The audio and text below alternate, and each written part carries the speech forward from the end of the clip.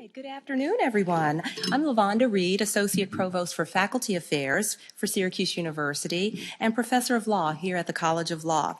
On behalf of College of Law Dean Craig Boyce and our entire community, I welcome you to Syracuse University and beautiful Dineen Hall. We are honored to host the first in a series of programs planned around the timely, dynamic, and critical issue of free expression in the digital age. This afternoon's program, FOIL and the Future of Local Journalism, Rethinking Access to Information in a Digital Age, addressing the freedom of information laws, is central component to the news and information gathering and reporting efforts, and thus is an appropriate and significant way to launch this program series. As is customary for all public events at the university, I acknowledge with respect the Onondaga Nation, firekeepers of the Haudenosaunee, the indigenous people on whose ancestral lands Syracuse University now stands. In addition to welcoming our students, faculty, and staff, and members of the bar, I extend a special welcome and thank you to New York State Bar Association President and College of Law alumnus Hank Greenberg, and the members of the Task Force on Free Expression in the Digital Age, particularly our outstanding task force co-chairs, David McCraw and Cynthia Arado. Finally, welcome to our live participating audience and to those of you who are watching on the web via our live stream. I extend a special thank you to Syracuse University staff who have made this possible, including our hardworking and dedicated colleagues on the campus catering team, as well as the staff here at the College of Law, including Sarah Valenti, Joel Whitney, Sophie Dejanay and Rob Conrad, and many others who work quietly behind the scenes in small and large ways to make our guests feel welcome and to ensure that thousands of events run smoothly here each year. At the end of the program, I hope you will join us for a reception in the atrium. And before I welcome our task force chairs to the podium, I extend a sincere thank you to our panelists who have graciously given up their time and expertise this afternoon. At this time, please join me in welcoming to the podium the two co-chairs of the New York State Bar Association Task Force on Free Expression in the Digital Age, partner at Shapiro, Arado, and Bach, LLP, Cynthia Arado, and Senior Vice President and Deputy General Counsel of the New York Times Company, David McCraw.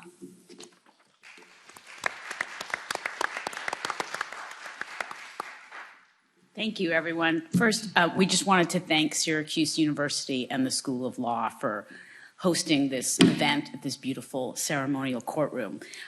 We're very excited to hold our inaugural forum of the New York State Bar Association Task Force on Free Expression in the Digital Age here in the Orange.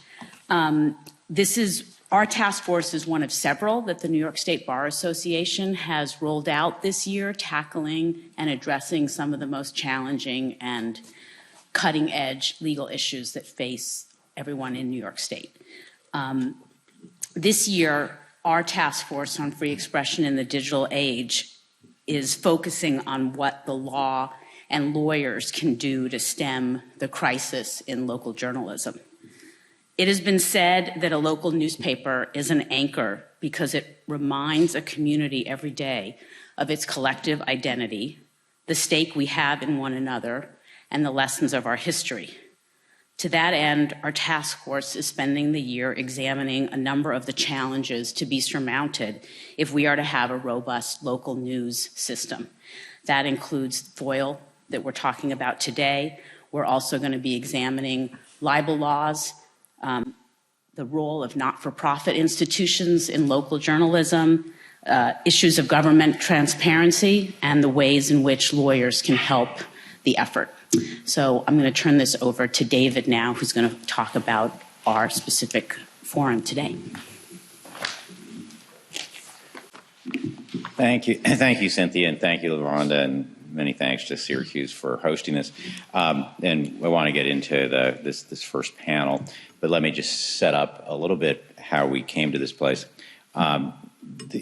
In thinking about what are some of the legal challenges that affect local journalism, one of the things we heard was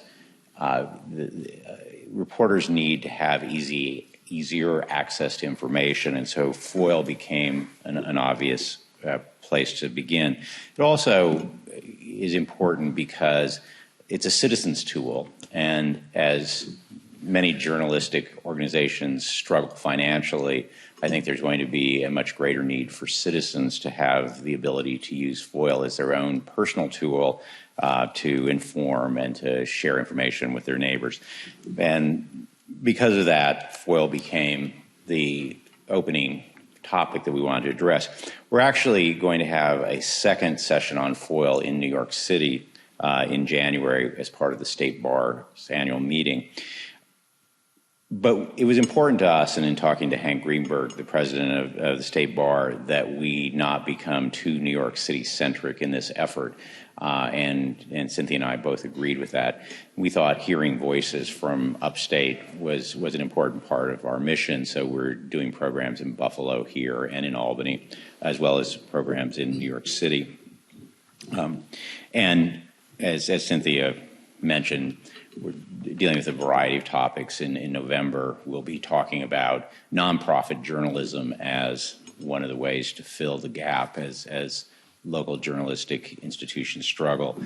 Is the nonprofit model one of the ways in which we can help assure that citizens of New York have the information they need? But today, we're talking about FOIL. There will be two panels. This first panel has more of a legal edge to it. The second panel has more of a journalistic angle to it. We thought both of those perspectives were important, and it's a chance for the people who are up here with me to share their thoughts, ask questions of each other, and for you to ask questions as well of them about their views on FOIL, both as a legal matter and as a practical matter used by citizens and journalists. So let me introduce the panel here today. Roy Gutterman is a professor at Syracuse's Newhouse School of Journalism. He's director of the Tully Center for Free Speech. Next to him is Kristen O'Neill, assistant director of the Committee on Open Government, the government agency that plays a critical role in interpreting the Freedom of Information law and assisting citizens as they seek information. Mike Greigel is a partner at Greenberg Traurig and has litigated many of the cases that we'll be talking about, and it's very active practice in the area of access and FOIL. And finally, Katherine Scheingold is an assistant solicitor general in the New York State Attorney General's office. Among her many duties are serving as a FOIL appeals officer, so she brings a different perspective to this as well, but a valuable one that we wanted to hear. So with that, I've asked the panel to make brief 5-minute opening statements. Then we'll have a discussion and invite all of you in. And as you can see from the agenda, we will be taking a break shortly before 4. So with that, why don't we begin? And Roy, do you want to start? I'm here, might as well. All right. So one of the questions that was sent out in preparation for this is, how well is FOIL working? And I got to thinking, and I'm going to borrow some language from the Court of Appeals on this, that I can neither confirm nor deny how well FOIL is working these days, because it's such a hodgepodge of enforcement and requests. On one hand, we've had some amendments for lawyers' fees, which are good. We've had the Open FOIL New York website open up. On the other hand, we've heard some mixed reviews of this centralized FOIL system. And then we've had some other decisions, particularly the Court of Appeals incorporating and bringing in the so-called GLOMAR exception that the government cannot confirm or deny the existence of a record. So it's kind of a mixed bag of success and limited success and possibly failures as well. The other way it's kind of difficult to gauge is that it's such a range of agencies and media and requesters across the state. On one hand, we've got the upper level of government, the state agencies that have tremendous reach and authority, and then it trickles all the way down to local reporters trying to get innocuous documents from government officials. So I'm not sure there's really a way to gauge how well anything really is working, because you add to this, the appeals process and possible litigation. And as far as I can tell, I'm not familiar with any clearinghouse that will really tell us exactly how many cases are out there. The Committee for Open Government does a phenomenal job of advising and issuing opinions and status reports, and I think you're one of the best in the country that does that. Just the wealth of information on just about any kind of FOIL request you can find an advisory opinion on. And I would be interested to hear how you interact with some of the other agencies that you might end up issuing a report on, or a decision that they're not interested in. So on that hand, it's really hard to gauge how well anything is really operating. I think we can get a little guidance as well from a recent U.S. Supreme Court case, a FOIA case, a federal FOIA case that dealt with trade secrets. And the opinion that came down in the FMI versus Argus Leader case, I think might also set a standard for state courts to be a little more expansive with what would constitute a trade secret. So from a trickle-down standpoint, I'm kind of troubled, or at least concerned that might be something that we're going to see at the state level as well. The federal exception for trade secrets is dealt with an analogous state exception as well. So, I will be interested to hear what the journalistic side of the discussion has to say on all of this as well. I remember my days as a reporter filing FOILs and FOIAs at a variety of levels and getting a whole range of successes and failures as well. So I'd be interested to hear from that side of the table as well. So I'm interested to hear what the professionals here have to say as well. So with that, I will pass the microphone. Thank you. And you raised some very good points about how hard it is to assess, and I think some of the feelings that it doesn't work so well. One of the things I noted this morning was the Washington Post had a story that they're hiring their first FOIA manager. This is a step the New York Times took a couple of years ago, but it's interesting to see that despite all the complaining about how FOIA works, that there seems to be a commitment in some newsrooms, again, to try to make it work. But Kristen, why don't you pick it up there from the perspective of the Committee on Open Government? How are things going, and what are you seeing? I agree that it's hard to gauge, probably because I only hear the bad news. If you're calling my office, it's probably because someone's having a hard time. Either it's a member of the public or a reporter who is having a difficult time getting access to the records that they believe that they're entitled to under the law, or a problem with the open meetings law. Maybe there's concerns that meetings that should be open to the public are being held behind closed doors. Or on the other hand, too, I also deal with really wonderful public servants like Katherine and all the town clerks across the state of New York. I think they are not given enough credit for all the work they do, and they call me, and sometimes I hear, I couldn't sleep last night. I was so worried about this FOIL request, and so I see it from both perspectives. I see sometimes the government is probably not doing what they're supposed to do, and sometimes you have members of the public that are just very difficult to deal with and don't understand the limitations of what time limitations and money in terms of being able to fund staffing.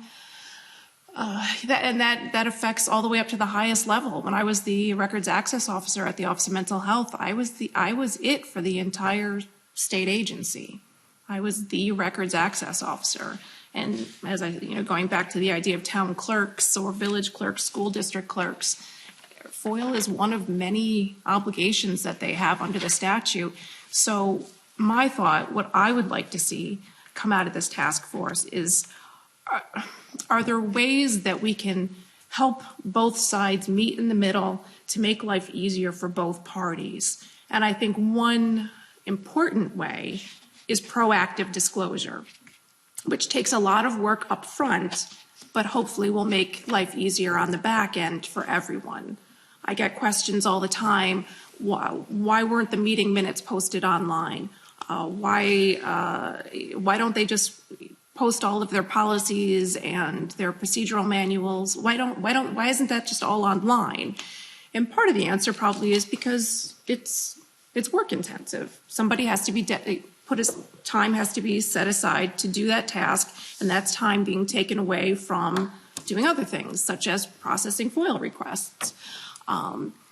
But if there are ways that we can make funding for those programs easier, make maybe somebody making access to websites and for local governments, making the ability for town clerks, local government officials, all the way up to the top, making it easier to get that information out to the public without the public having to ask for it.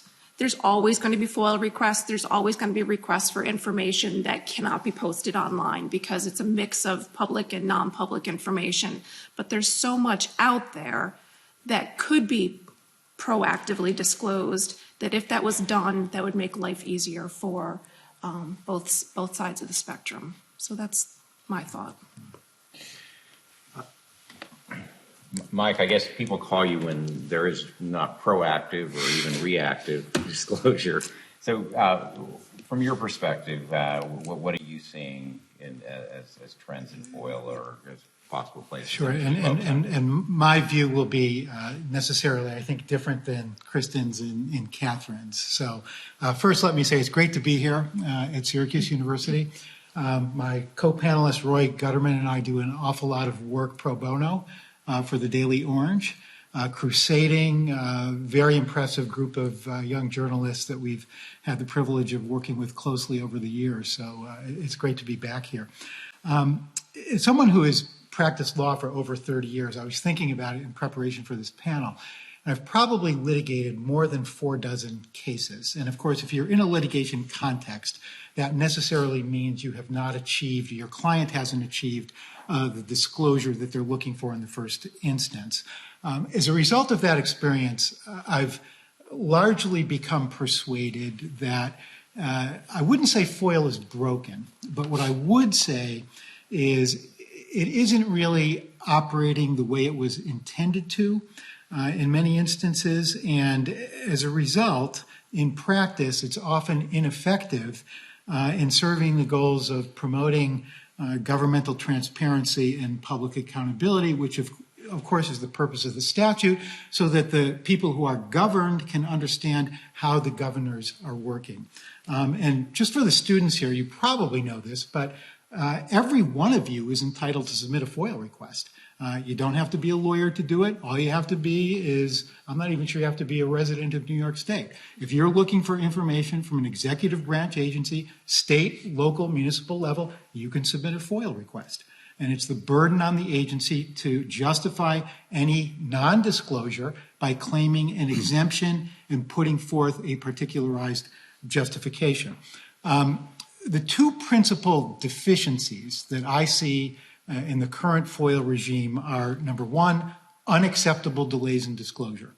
And number two, arguably, no meaningful incentive for agency compliance with their disclosure obligations under the statute. So let me take each of those in turn. First, the timing question. The procedures of FOIL are unwieldy and cumbersome and unclear. They're set forth in Section 89(3)A of the statute, and often they end up frustrating rather than facilitating disclosure, because here's how it works. You submit a FOIL request, and an agency has 5 business days to either grant the relief and give you the record, deny it, or they can simply acknowledge the receipt of the request and then provide an approximate reasonable date of when they will get back to you. I've had occasions, rare, where agencies have given records within the 5 business dates, and I think probably Katherine will tell me 5 business days really isn't a lot of time. It's not all that reasonable as a benchmark for starters, and I would probably agree with that. But keep in mind, if you just get the acknowledgement, we've got your request, we're looking at it, we haven't decided if you're going to get it or whether we're going to deny it, at that point, you're in FOIL limbo land.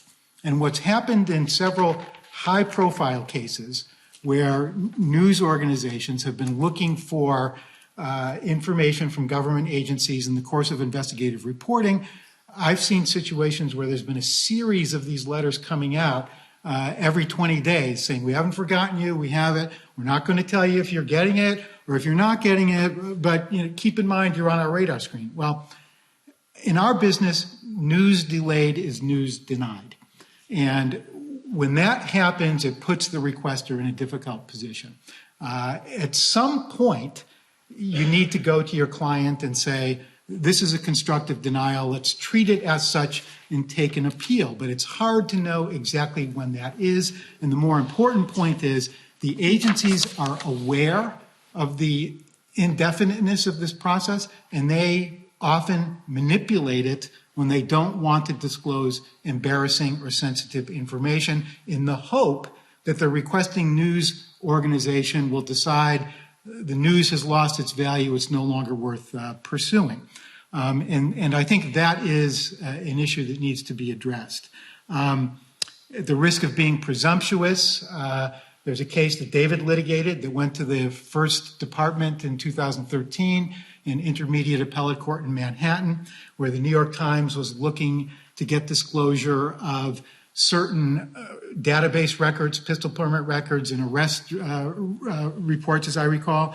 And they also included in the lawsuit against the NYPD a request for declaratory judgment, asking a court to say that the NYPD's repeated practice of not disclosing information timely in response to FOIL requests was itself unlawful. And if you look at the underlying decision in the Supreme Court, and correct me if I'm wrong, it seems to me that the NYPD didn't even really contest this. They more or less acknowledged that if you're going to submit a FOIL request to the NYPD, nothing happens for 90 days. That's a long time in the news cycle.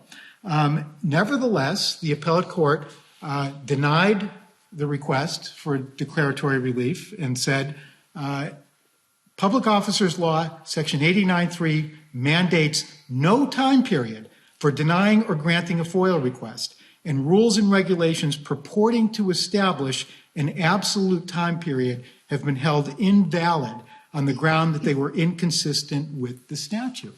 So this delay process and stringing the press along is now effectively enshrined as a matter of case law precedent, which is a rather unhealthy situation to be in. Okay, that's point one. Point two, quickly. Agencies often don't have an incentive to comply because they're aware that if they refuse to hand out information that they don't want in the public domain, it's not really a problem for them. They don't face any consequences for their recalcitrance in not complying with their statutory disclosure obligations. As one anecdotal example, general counsel to one of the state agencies once said to me, way off the record, but in surprising candor, if we have a record that one of your clients wants and we know it's not exempt, you're not going to get it because we'll make you sue us, and we know in all likelihood that probably won't happen. Again, not a great way for a statutory disclosure regime to function. Today, in particular, given the budgetary constraints that face newsrooms, and in particular smaller community newspapers, it's a very difficult thing to decide to commence litigation. It's expensive. And it is no exaggeration to say that often the cost of a full-blown FOIL litigation, especially if it goes beyond the trial court level to an appeal, is going to be more than the cost of a reporter's annual salary. So that's a very difficult impediment. Again, as an egregious example, one problem that seems to recur in a litigation context is you ask for documents, you get strung out, you don't get anything, you take your appeal administratively, you still don't have anything. You finally file the lawsuit, an Article 78 petition. Once it's filed, a bunch of documents miraculously appear disclosed by the agency now that you've brought the lawsuit. Well, not, again, an ideal situation for a news organization because they have had to undergo the burden and costs of litigation that they should not have had to experience in order to gain non-exempt documents in the first instance. And one case which I think illuminates this is in Rex, you may unpleasantly remember, back around 2002 or 2003, the Albany Times-Union submitted a FOIL request for the pistol permit database from the New York State Police. And the request was submitted by a reporter, and the response came back from the state police saying, we don't have these in the format you're requesting. So at that point, Rex called me. I went on the state police database, and there it proclaims, right on the page, we have a centralized statewide database of pistol permits. So I send a letter in saying, hey, what gives? The position you're expressing in denying the reporter's FOIL request is contradicted by what you're saying in black and white on your own website. Hemming, hawing, still wouldn't admit they had it. We file a law. Their initial response was this: we have them in paper format. For you to get it will cost, and this is the exact figure, $250,000. Before we start processing your request, you have to cut us a check for $125,000. Now, clearly no news organization has the budgetary resources, to do something like that, and it was obviously a pretext. We file the lawsuit. Within 2 or 3 days, counsel to the state police calls me and says, you can have the database as long as you withdraw your lawsuit and don't go after attorney's fees. So we took the deal. But I think that example illustrates this problematic nature of the law that I'm talking about. So what's the answer? It seems to me that at least 2 reform initiatives should be seriously considered. The first one is to simplify the procedures for disclosure under 89.3a, to prevent this stringing along when an agency is hoping to alleviate the news value of a particular record. And I think there should be a firm date. It should be something that's workable. I think the 5 business days is simply not realistic. But let's come up with something that works for both parties. And if you don't have a response or a denial or an acceptance and a grant of the records by that date, then you get to take the administrative appeal. And to me, that's not a big ask. I think that actually serves the interests of, it's fair. And it doesn't disserve the interests of either side, the government agency or the requester. Second, to provide an incentive to the government, I think there should be reforms to and revisions to the fee shifting provision under FOIL. Because right now there is an ability, if you are a prevailing party in FOIL litigation against a state or municipal government agency, to recover attorney's fees, although it almost never happens because courts are reluctant to do that. I would suggest that, like some other states, for example, Rhode Island, where we recently litigated a significant Open Records Act case, if you prevail and obtain disclosure, you should be entitled to a mandatory fee shift. And maybe the way to make that a little more palatable is to include a fee cap, but I think there should be some consequence to state agencies who routinely play this game of stringing along requesters, forcing them to go into litigation to obtain documents that should not have been withheld in the first instance.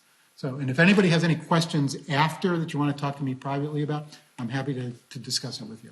So, thank you. And you're not subject to FOIL, so we can't find out what's said privately. So, all right. Katherine, to you. All right. I'm Katherine Scheingold. I'm the FOIL Appeals Officer at the Office of the Attorney General, and I need to preface that my comments are based on my observations and my experience and may not be the policy of the office itself. I've been the FOIL Appeals Officer for six plus years there. As has been alluded to, I'm on the opposite side of the equation from many of the other panelists here. I'm the one who, after the first instance, after the FOIL, the Records Access Officer has made a determination and the requester is displeased with that determination, they have the right to file an administrative appeal, and then I review what's gone on and make a second determination. And it's that final agency determination that allows the requester, if he or she chooses to file an Article 78 proceeding, to get a different result if they choose.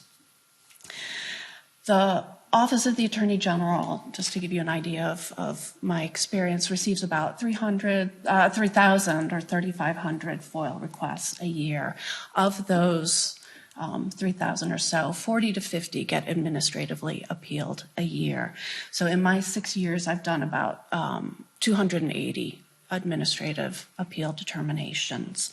I have reviewed personally thousands of pages of records that are both internally created records and records that the office has because of investigations that it's pursued, for example. So records that have been created by outside entities that are not, that for FOIL purposes are absolutely agency records, but are not considered agency records in the sense that we created them. And I've instructed agency attorneys on their obligations under FOIL and advised agency attorneys who are engaged in litigation over the FOIL process. And although not all requesters who administratively appeal get everything they want, I have received thank you letters from requesters who have gotten, if not actually the complete records that they've requested, they've gotten something that they sought, even if they didn't exactly ask for it, or at least have gotten an explanation of why the records are being withheld. So in my work as the FOIL Appeals Officer, I try very hard to find that space between protecting the agency's valid interests and providing the requester with something that he or she is seeking. So that's the perspective that I hope to bring to any questions that any of you have for me. I would say also 5 business days sometimes works. If it's something that we have, in fact, proactively posted, we can simply point you to it on our website. And the office has made a point of starting to post many of the records that are regularly requested. Real Estate Finance Bureau filings, charity filings, those sorts of things are actively posted regularly. There may not be, you say that the agencies don't have incentive to comply. I would say that my incentive to comply is that there's a law, there are rules, and I would like to follow the law and the rules. So there isn't necessarily something hanging over my head, but I would think that many agency FOIL officers are trying to do the right thing and walking that line between the agency's interests, valid interests, and disclosing what can be disclosed. Just so we're clear, Katherine, I'm not saying anything to the contrary. Okay. Okay. And you have pending requests there? No. I don't think so. Can a request move to the head of the line? I guess one other point I'd like to raise is that often my appeal determination involves explaining. So a requester has asked for something and gotten back we don't have any responsive records, or getting material back that is not what they expected, and they say it's useless material. And often my explanation is, you asked for this literally satisfied what your request was, but maybe you want to ask for X. Or we can't give you this because it's a medical record and you haven't proven that you have the connection to the person that the record's about. But here's a press release, a publicly available press release that you might not be familiar with that gives you some information about the situation. So there may be things that we can do that are not literally what the requester was asking for, but provide some information in a helpful way. Do you handle appeals for just the Attorney General? Yes, I do. Okay, so I do. other state agencies have their own. They do. They do. I do sometimes consult with them. So anybody want to react to what you've heard up here at this point? I have a bunch of questions if you don't. I mean, I agree. I mean, my experience is I agree with Katherine. I mean, there's always a bad apple here or there, but my experience is that the front line, they're trying to do the right thing. They may be getting pressure from above, and that's always an issue. But just try to keep in mind that when you're dealing with a records access officer, for example, that person is most of the time really just trying to do their best to comply with the law and to comply with responding to your request. I have had wonderful experiences with all the state and local records access officers that I've dealt with. I very rarely get off the phone with government employees and think, wow, that person was a real jerk. No, they're really most of the time just trying to do the right thing. And I know you think I'm saying this because I'm a government employee, but I mean, it's my role. My role is I'm supposed to be independent. I'm supposed to provide advice and guidance consistent with the law. And I try not to take sides from either a political or any other sort of bias. I just try to provide advice. What do I think you're required to do under the statute? What do I think is the right thing to do, even if it's going slightly above what you're required to do under the statute, because that might make everybody's life easier.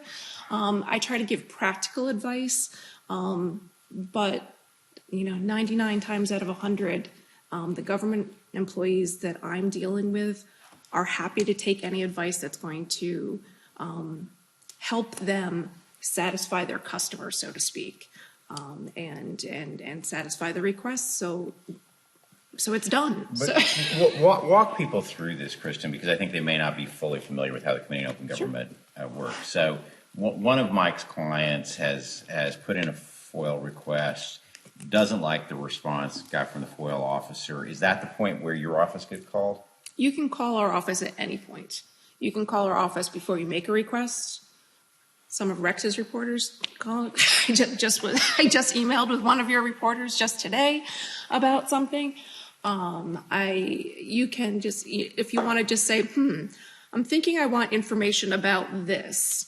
Is this something that I might be able to get through the Freedom of Information Law? And then I may be able to try to guide them about the types of records, because I want to remind them that the Freedom of Information Law is about access to records, because that's a confusing issue for a lot of members of the public. They think that the freedom of information, because the word information is there, is that they should be able to write a letter to their public officials asking questions, and that the public officials should be obligated to respond to their questions. That's not what the law requires. There's no obligation to answer questions in response to a FOIL request. The Freedom of Information Law governs access to existing records, records that exist at the moment the request is submitted. That means the government is not required to create new records in response to a FOIL request. It's not required to answer questions, just access to existing records consistent with the statute. So you can call me before you make a FOIL request. You can call me after you've submitted a FOIL request and you haven't received a response and you're wondering about time limits. You can call me after you've received the response and you want to know whether in our opinion that response is consistent with law. And I will try to provide you guidance from that point. I will give you guidance as to whether I think it's worth filing an administrative appeal or whether the case law on a particular issue is so straightforward or there's a statute that's specifically on point. For example, if someone makes a FOIL request for copies of autopsy records from Onondaga County, those records are confidential by statute. So if they're denied, and someone comes to me and says, I can't believe it, they denied, I'm a family member, or I shouldn't say a family member, I'm the person's, ex-boyfriend's half-sister, and I want a copy of the autopsy report. Get a court order then, because there's a specific statute that says you're not entitled to it through the Freedom of Information law. Same is true that a lot of people are surprised by county-operated 911 systems. Those transcripts and recordings of 911 calls through county-operated 911 systems are also confidential by statute, do not need to be disclosed in response to a FOIL request. So if someone comes to me and says, I was denied access, do you think I should appeal? I'm going to tell them, you can do what you want, but it's probably a waste of time. So you raise an interesting point here that the FOIL doesn't empower anybody to ask questions. It empowers them to ask for documents. I've been dealing with, of all things, a Freedom of Information request in India, where our Indian lawyers were putting it in our behalf, and it's questions like, what's your policy about this kind of visa? Why do you deny, and I said, from an American perspective, well, can you do that? And they said, well, of course you can. I said, well, in the United States, you can only ask for documents. And they said, well, the reason they're not in a document is because they don't want to tell people what it is. So that's why you have to ask these questions. But let me, and let's really kind of throw this open. Should the FOIL officers have more independence? Should you have more power? Should your office have more power? I mean, in other words, is the problem here a power dynamic where an agency, and you can tell me or not whether higher ups actually intrude on the process, but it often feels the FOIL officer doesn't feel as if he or she has much power, and of course your office by statute is not empowered to override the decision. Would we be better off with a system where there was empowerment either of an independent authority like the Committee on Open Government or for the individual FOIL officers? And I open that up to anybody who wants to jump in on this. I think part of it, you're not power hungry. You don't seem. No, yes. You don't seem to say yes. I have that power. And the reason why well, first of all, it's staffing certainly. Mm-hmm. I don't think the administration would be, the current administration would be interested in giving the Committee on Open Government more authority than it already does. I'm not sure. Every year, there's all sorts of legislation proposed. I don't know if Katherine is aware that there's legislation proposed giving the Attorney General's office a role. Instead of going to court, a step after filing an administrative appeal would be to submit basically a request for an opinion or a request, to the Attorney General's office. I'm like, well, how does that work if you're dealing with a state agency that the Attorney General's office is then going to have to represent in court? That's the Massachusetts system, isn't it? That's the Rhode Island system. The Rhode Island system. Yeah, where if you're denied, you don't have to go to court, and it's optional, but you can submit a denial for an independent opinion to the Rhode Island Attorney General's office. Right, and just to use the example, Mexico. They have an independent body that can overrule the agency determination, which is a system that nobody in the United States has adopted. But, right. It goes to that question I have about, is this really a matter of power dynamics? Well, it's an intriguing suggestion, I think, and because I do encounter, get the sense oftentimes in difficult, politically sensitive FOIL requests. I think the frontline officers, the people who are making the legal determination, are looking to do the right thing. I think oftentimes there is behind the scenes political pressure that is brought to bear from people who are higher up the food chain. And I think sometimes that can lead to unfortunate results. The smaller the level of the government, the easier it is. Absolutely. Now, that is my experience. Municipal governments, at the risk of a generalization, and it is that, local governments are much more responsive. Where you run into problems, at least in New York State FOIL, is at the state executive branch level. It's more politicized oftentimes, and there are more resources. The Attorney General can fight the fight. I was going to say, I wonder if part of it, and again, this is just coming from inside the agency, it may be difficult to identify the full range of records. My office, for example, does a vast number of different things. And so sometimes it can take a while to identify who the likely custodian of those records is, and if they're older records, to retrieve them. If we were involved in litigation, you may have dozens of boxes worth of records that have to go through. So not just, I would imagine that a local government office may have just fewer collected records that have to be identified and searched. This idea of power has been intriguing to me since I first got into this business when I was the lawyer for the Daily News, which happened to come up in the period when we were going from the Giuliani administration to the Bloomberg administration. And in some ways, it was easier under the Giuliani administration because you would file in an agency. The agency would say, well, it depends on whether the mayor's office allows it. There was a guy who could call it the mayor's office, and he would tell me whether we were going to get the documents or we were wasting our time. And in some ways, that was a very efficient system. You knew exactly where the power was. Then the Bloombergs came in, and suddenly the agencies were scared because they didn't know what they were allowed to release, because the Bloombergs were essentially saying, we apply the law, do what you need to do. Roy, you raised the way the courts have been dealing with both FOIA and FOIL. Are we at a point where the law just doesn't work and we should be looking for alternatives? I think the law works. It might be the exceptions that might not work. Okay. I think there's so much malleability with interpreting some of the exemptions that it really does give both the PIOs and the FOIA officers and the courts a little too much leeway.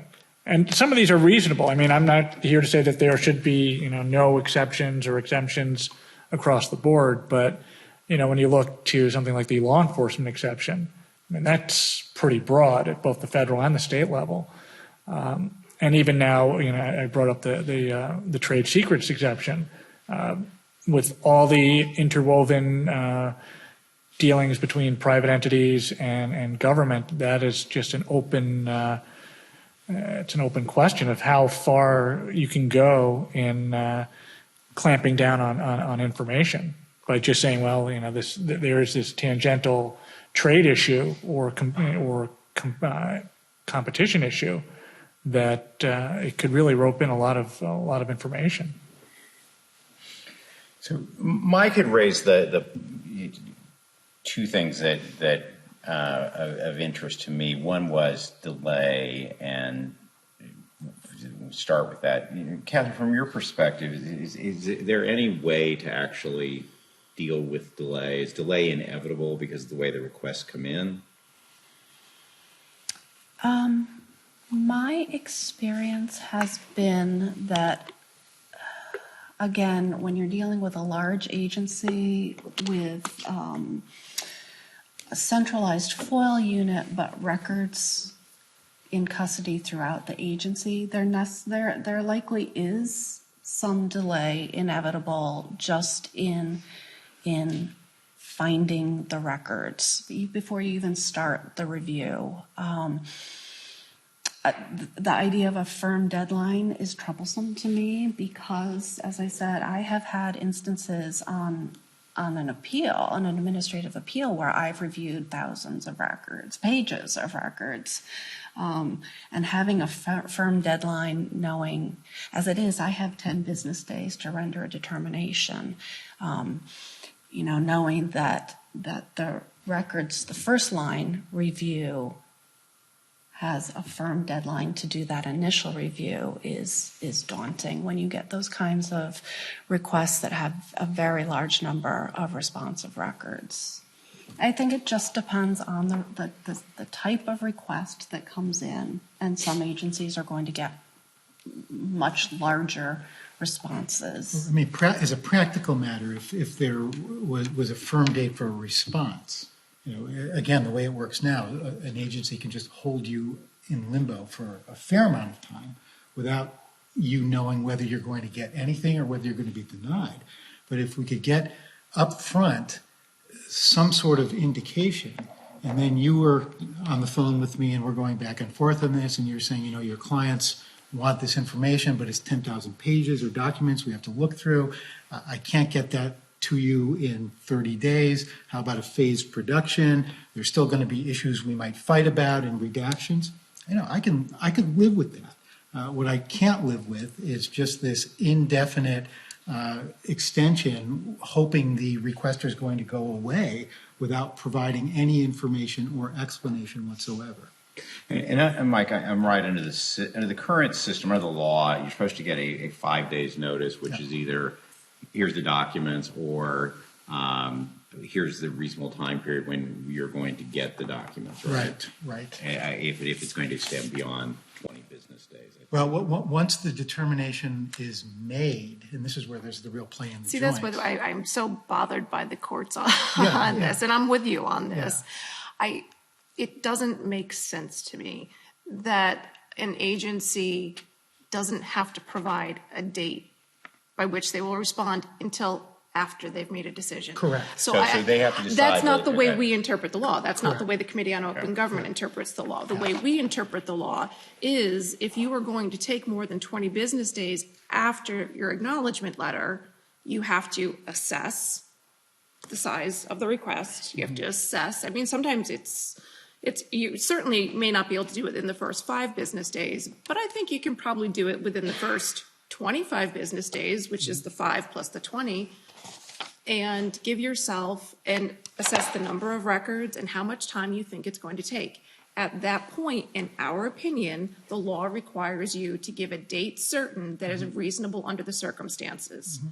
Regrettably, the courts don't agree with the Committee on Open Government on this, and they think that you don't have to give that date certain until after you've decided whether you're going to disclose or not, which makes zero sense. It doesn't, but that is what the law says. Right. I mean, that's the text. I just think, unfortunately, in my opinion, it was poorly worded. No, that's the real disconnect. That is the real disconnect. And we've recommended changes. If you look at our annual report from the past couple of years, we've recommended technical changes to the law, which would clarify what we believe was the original intent of the statute. So just so people are clear, this under the case I lost, which is the leading case on this. David is being very modest. He I really lost it. No, he is one of the country's foremost FOIL and FOIA, the federal litigators. One of the most knowledgeable. Thank you. So what came out of that was that the agencies are free to take as long as they want to decide whether they can make a response, and then once they make that determination, then it's 20 days.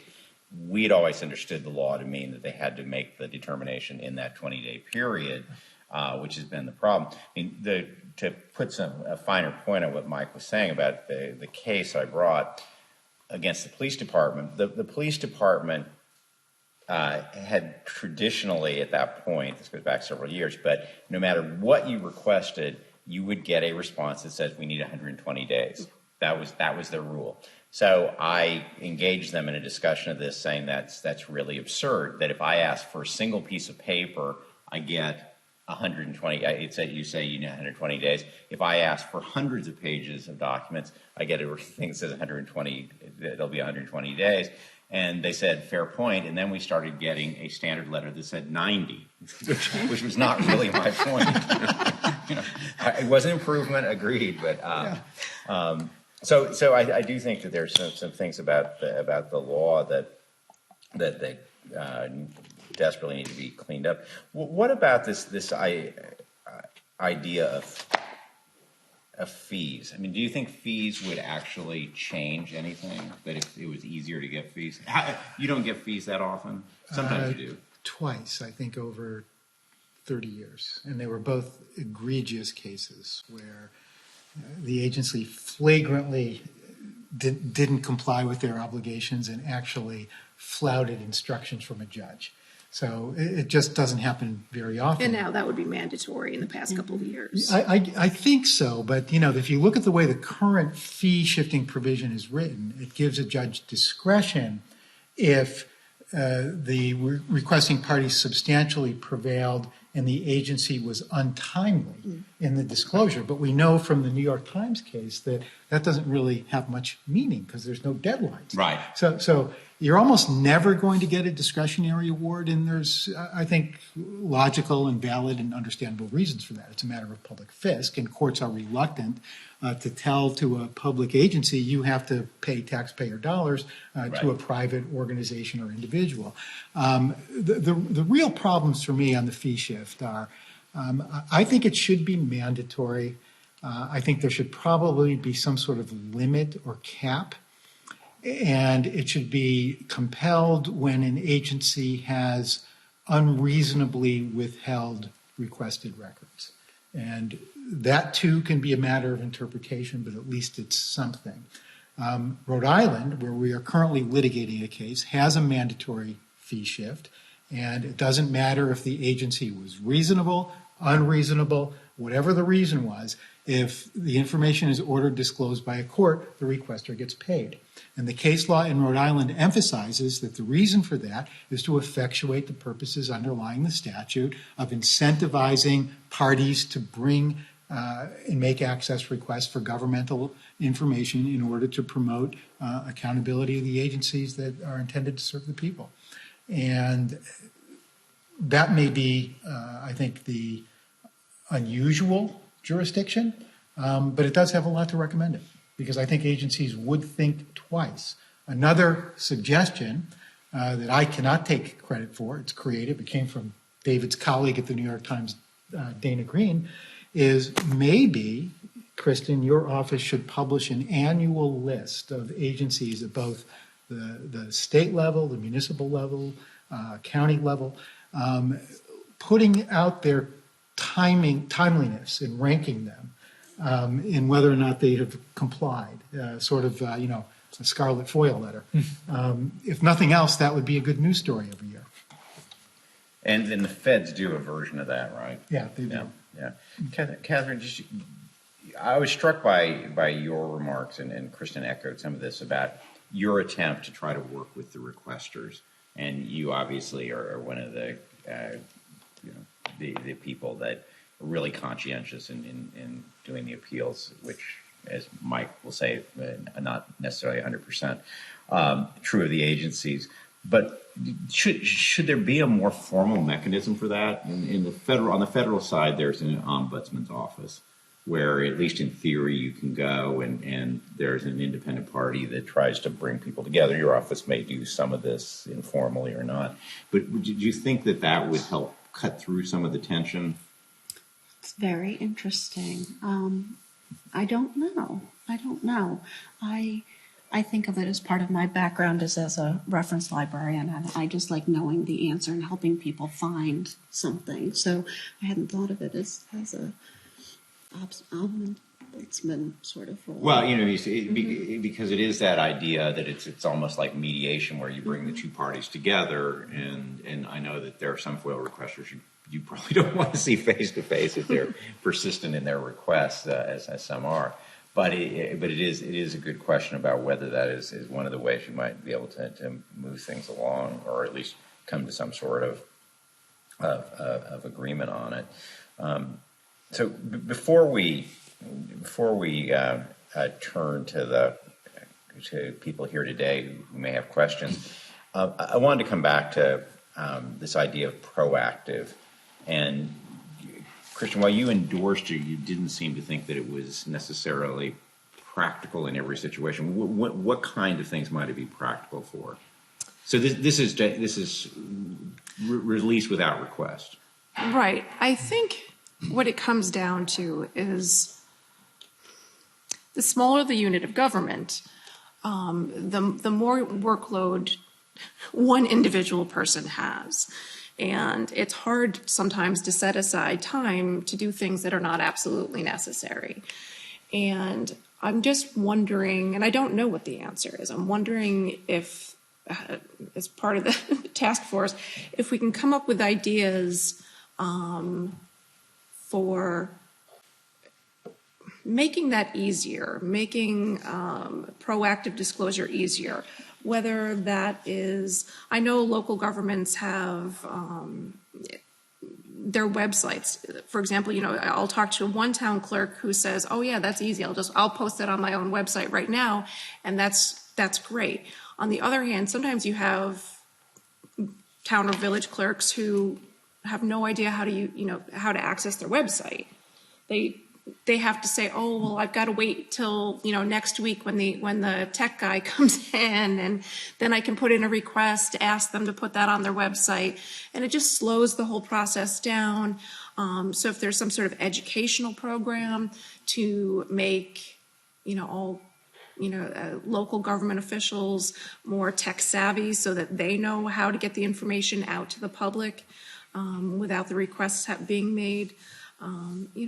Also, as we move forward, I think it would be nice to see less paper. I mean, obviously that's true. It's, we have significantly less paper than we did 40 some years ago when the law was written. But when someone makes a request for records, instead of having to make photocopies of them or pulling them out of storage and putting them aside for somebody to come in and inspect, or to have to scan them and put them on an electronic storage device, maybe that, they already exist in electronic form. Mm-hmm. So that will make everyone's lives easier. So even if a FOIL request is made, it will take significantly less time if those records already exist in electronic form. So if we can try to encourage those types of steps at the local government level, I think that would be a big help. I just worry, I mean, I always worry about, this is like the softie in me, but I worry about making the idea of unfunded mandates on local governments. Yeah, asking them to do things. Asking them to, do things that they don't have the budget for and they don't have the time for. Sometimes you've got, village town clerks of some teeny tiny little town, and their clerk works like 2 days a week, right. 3 hours a day. And that's your FOIL officer. That's your FOIL officer. Among everything else, yeah. Exactly. Yeah. So before I turn it to questions, just we've talked a little bit about difficult requesters. If there was one piece of advice you could give, I'll ask each of you, if there's one piece of advice you would give to requesters to enhance their chance of success, what would it be? Okay. Be polite. Oh, no, not the be polite. Yes, honestly. Okay. I have difficult requesters who have frequent and extensive requests are easier to deal with than the ones who you provide something with and they're rude back. Okay. Good thing to remember. I think it's whenever possible, be as concise and as specific as you can be in identifying the records that are the subject of your request. Both wonderful suggestions. Be understanding. Always remember that you're dealing with a real person on the other side, and be willing to be flexible on both sides. I think this is important for both sides, but the requester should keep in mind that if they're making a particularly large request, that they're not the only person making a FOIL request. And so while it might seem perfectly reasonable to you that the request should be turned around in the first 5 business days or the first 20 business days, you also have to keep in mind that you are one of dozens or hundreds or thousands of people making FOIL requests to government agencies. So just always keep in mind that you are dealing with real people on the other side. Roy, a sense of what requesters could do better? I would say understand both the system and what you're looking for, and that would speak to the population. I think we're talking about 2 separate populations. Yeah. The professional media professional who knows exactly, in most cases, what they're looking for, and then the citizen requester who may have a really precise understanding, but also might have just this general understanding that there might be something there that they want. So the two populations have to know what they're looking for. Good thought. So, question, somebody want to bring, Lynn, please. So, thank you. This is really, really interesting. I'm a skeptic, I have to say. But the panel has reminded me is that by the way, I'm Lynn Oberlander. I'm a media lawyer, longstanding, working with journalists. And I have, what the panel's reminded me is that I only see the FOIA requests that have been denied. And there is certainly a large number of FOIA requests, FOIA and FOIL requests that go through and that the information is handed over by local or state or federal folks immediately, easily. And for that, FOIL is a great thing because it allows the clerk to say, hey, this is a public record, I'm going to give it to you. And if they want to, if the clerk wants to provide this information, and many of them do, as Katherine and Kristen have said, they really want to be helpful. They feel like it is a public record. Many of them are former journalists themselves who have subsequently worked. And so they're looking for a reason to provide it, and that's great. And it really does serve that purpose, and so I wouldn't get rid of it for just that reason. But when I see the requests, they've been denied. And I'm racking my brains now and often we appeal. We don't often go to court for all the reasons that we've discussed, but we often appeal at all the places I've worked. I can't actually even remember the time an appeal was granted. Now, I might just be having flawed memory here, but the administrative appeal process, and this is not about FOIL particularly, it's about FOIA, FOIL, cross states, federal, so this is not an attack on the AG's appellate process at all. But I can't remember the last time an appeal at any of them has actually been granted. So I do think that the system is quite problematic and broken. And of course, the cost elements are, hiring counsel, and I'm a big believer in private lawyers, but it's still out of control. My question, actually, given that question, is really one of the things I've often wondered about is not when the journalists are asking for material, but when you are actually dealing with commercial interests that are asking for public records, because I don't often think about them, but I think that they're actually kind of a big force in some of these FOIL and FOIA issues, and I'm curious as to what the panel thinks about that. Do you get inquiries from corporations? Do you get requests from corporations, and are they a significant player on the state side? You probably deal with the corporations more, where I probably deal more with the people who are frustrated with corporations. I'm not sure. Like I'll use the example of there's an entity called Smart Procure, and they blanket the state with requests for vendor information. And then they take that information and they put it out online. And it's fine, it's all public information. But depending on the size of the government unit, sometimes it's a really easy thing to do because it's all computerized and data, and you ask for this information, I punch a few buttons on my computer, boom, done. And then you've got a really teeny tiny government entity that everything's on paper. And Smart Procure doesn't want it on paper, and then they want you to scan it.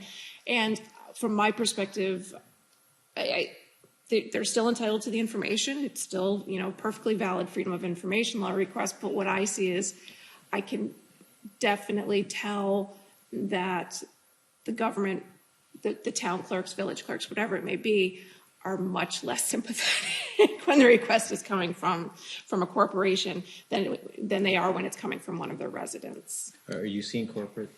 Some. I don't know what percentage it would be. And a lot of it is sort of advocacy groups rather than big corporations. Yeah. Jonathan? Yeah. Thank you very much for this panel. I thought it was really interesting to hear different perspectives on this. I'm a professor at the University of Buffalo School of Law, and I do a bunch of FOIL work, sometimes representing people trying to get disclosure of records. I just want to make a couple of quick points. So I couldn't agree more that the deadline, the absence of meaningful deadlines in the statute is a big problem. I'll give you one example. A colleague of mine needed to get a police report from a state police arrest It was sort of a high-profile incident. Requested the report, was told it was going to take 6 months to get a copy of the report. Appealed, because the 6 months seemed unreasonable, and then got a decision on appeal saying, okay, fine, 4 months for a single police report. 6 months, 4 months, 120 days, 90 Right. days. There's So, a pattern here. and at that point, the option is to sue. But if you sue, you're not going to get it any faster because it's going to take you a while to get before a judge, et cetera. So that seems to me like an abuse of the rules. I'm very cognizant of the problems involved in records that or requests that ask for thousands of pages. But it seems to me there is a way to draft the statute such that, if the number of records are less than, say, 1,000 anticipated response, there's a hard deadline. And if it's anticipated to be larger than that, maybe it's a different scheme. But the system right now is sort of open to manipulation. So some kind of deadline seems reasonable. I guess a couple of other issues that sort of weren't on the table yet that I'd love to get your thoughts about. I guess on the question of proactive disclosure, what about the idea of having agencies sort of be required to self-identify the sorts of records they often get asked for, and to maybe issue a report or some kind of public disclosure, to analyze what records are frequently requested, and then to require them to make those proactively disclosed. So at the federal level now, if an agency gets if an agency gets a request 3 times for a certain record, they have to publish it online. And I wonder if some version of that might be sensible in New York State, so that agencies are required to think proactively about what they should proactively disclose. Is there an executive order right now on that, or is it? Oh, I don't know. I'll have to think about that. My recollection is there might have been, it's only going to apply to state agencies, but I do think the governor put out an executive order encouraging proactive disclosure. Of course, that's basically all it is encouraging. Yeah, there's about a 20-year-old city directive to that effect. They're supposed to put together a list of what is available without request. The list, the last time I checked, had not been Updated. In a long time. But a good thought. Yeah. And if I can I don't mean to hog the mic, but just one more thought I had was, so the law is quite good in the sense that agencies have to justify their decisions to withhold records on appeal and then in court if necessary. But right now there isn't sort of a similar requirement to justify whether the search for records was adequate. So there's a case from the Court of Appeals which basically says that if an agency certifies that there are no such records, that's the end of the story. You don't get any explanation with respect to how the agency conducted the search. In most cases, there's no reason to suspect bad faith or to suspect that there was any, wrongdoing. But it strikes me that it's very easy for someone in the agency to certify that no records were found, even if there wasn't really a meaningful search conducted. So I wonder if there could be, some mechanism to document and to require justification for the adequacy of search. Okay. Other thoughts anybody wants to raise here over here, Tom? And then kind of work your way across. Just can anything be done about the routine use of FOIL to actually discourage routine revelation of information? We have a lot of experience of local officials saying, fine, if you want this document, which is presumptively open, documents that are routinely produced, file it and we'll give it to you in 5 days or something. There's no way around, therefore, getting a delay for something that is quite, that is just intrinsically, presumptively open. Is there anything that can be done about that? So you're saying things that don't even need the 5 days to disclose? Right. Something that is... Like meeting minutes? Police report. Exactly. Single document. Meeting minutes, stuff that is just routinely held in a file drawer, literally, oftentimes, sitting right there. Fine, file a FOIL. It's meant to discourage reporting. Well, I don't know about a fix to the law on that, but I know that that my practice, one of my other hats is rendering opinions on behalf of the office in a couple of different capacities. And if someone files a FOIL request for one of those, it comes directly to me and we turn it around and we call the requester and say, if you want an opinion in the future, a copy of an existing opinion, just call us and we'll send it. So I think it may be agency dependent. Right, and that's my point. There's nothing that can be done about, in effect, harassment by public officials. That's unfortunate.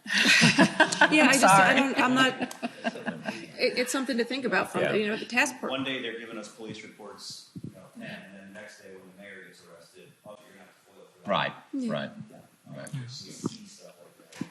Yeah. I always tell people, that you need to be Tom. consistent. Yeah, go ahead. That's fine. Then we'll go over here. You first. Go ahead. You step up, and then we'll go to the Thank you. gentleman. One thing that kind of to piggyback off of the proactive producing records, I think it's, forgive me, I can't remember the exact citation, but I think it's in section 87. It mentions a subject matter list that agencies are supposed to produce and update them annually. Is there any enforcement that you know of with that? And I think, Katherine, you talked about a lot of the problems is actually identifying what the requester wants and if we have it and where to locate it. I think that such a list might help requesters kind of identify what exactly they are looking for, because a lot of it is kind of translating what they want, and they may put their request in a form of a question, but I also think that municipalities have a duty to kind of translate that.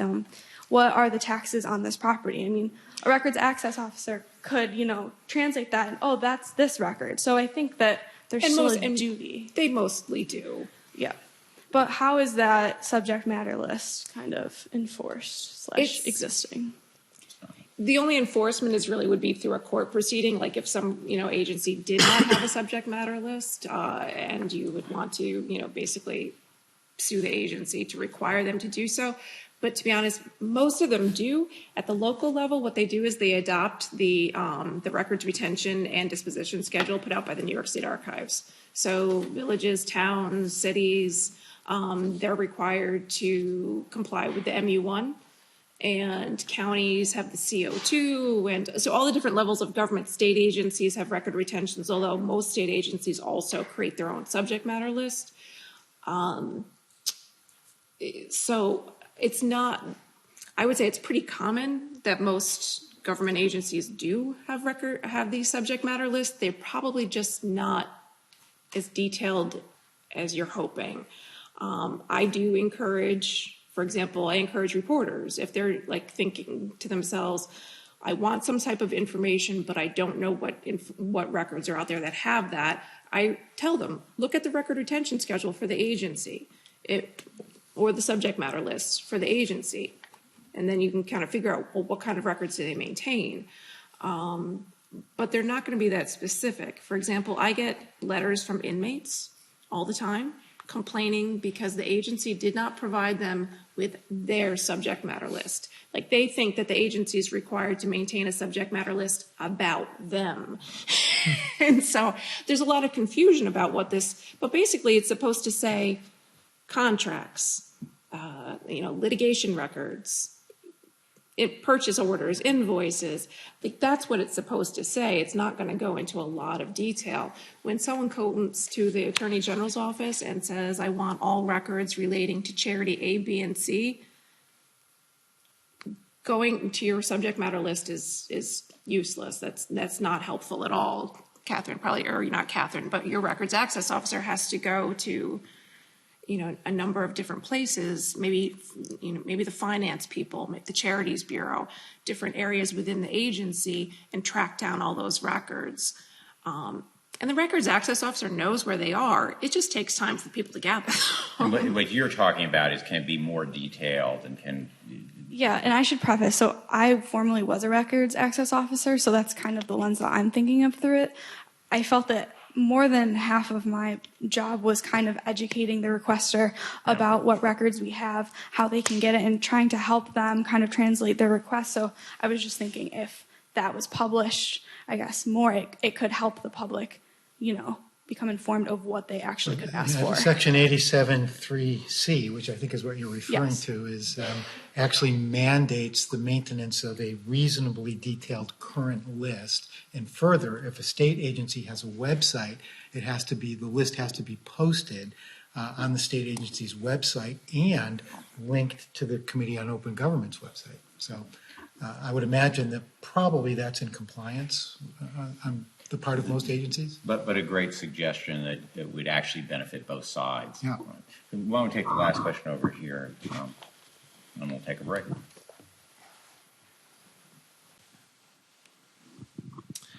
Hi, I'm Andrew Donovan. I'm a reporter at News Channel 9, the local ABC station here, and thank you all for taking your time out to talk to us. I just made a few notes, and I think there's some questions hidden in here, but I can relate to the request about the police record, because something even more simple that I had a hard time getting, and it wasn't even that it was Onondaga County. I did a story about they want to build a beach on Onondaga Lake, and for those who don't know, it was historically one of the dirtiest lakes in the entire world. They've spent millions to clean it up. They want to build a beach.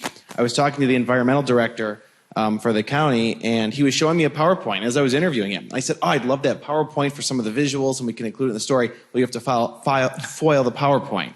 It's literally right in front of me. I'm seeing it. I could have rolled on the whole thing with a camera, but I didn't, just because I was expecting it to be an easy request. I foiled it, and like 2 weeks later, I got it. But the story ran the day I was with him. But I'm wondering if there's a way to incentivize or help governments and agencies maybe do a better job at record keeping themselves. And I think this goes to the digitizing, the using less paper, because if their record keeping is better to begin with, it's easier to share those records. And that's kind of a common theme, whether they keep a list or an index of those records, publish frequently requested records. Syracuse police, for example, their software is so old that if I want to ask for certain crimes committed in a certain neighborhood, they don't have like a database to go find that. They'd have to pull records from every arrest or crime reported for every day and then narrow it down with their own work, the neighborhood that I'm asking about. That's just crazy. But yeah, software to do that could be expensive, so I understand that. I guess I have a question on some of this. And maybe it's more just wanting to pick your brain. It's good to hear this, though. Yeah, go ahead. About, what's that? It's good to hear it. Oh, yeah, no, and maybe picking your brain about that. And as a journalist, too, I understand the time constraints of not a PowerPoint that I should have gotten an hour later. But, like, for example, I foiled the governor's office for every email from a certain time using certain words. And that one I've gotten continual, we need more time. And I get that. That's like a 7-month worth of email requests if those emails still exist. So I get that. But that, I don't know, maybe there should be a better database of internal emails for foiling. I don't know. I'm just kind of spewing now. But. Yeah. I think that with the technological advances, it's sometimes hard to remember that not every record that we keep in our agency is keyword searchable, and that's something that I frequently have to explain. Yes, you have a very precise request, and we know exactly what it is you're looking for, but it will take us time to get our hands on it because, again, we can't just type in that word and pull up every record that the agency has with that word. Well, thank you all for participating. Thank you all for joining in the discussion with us. We're going to take a 15-minute break. We'll start again at 4:10. We'll have journalists here talking about their experiences and people from the public advocacy community talking about their experiences. But I really appreciate everybody coming forward here and helping us wrap our heads around FOIL. Thank you. Thank you for inviting us.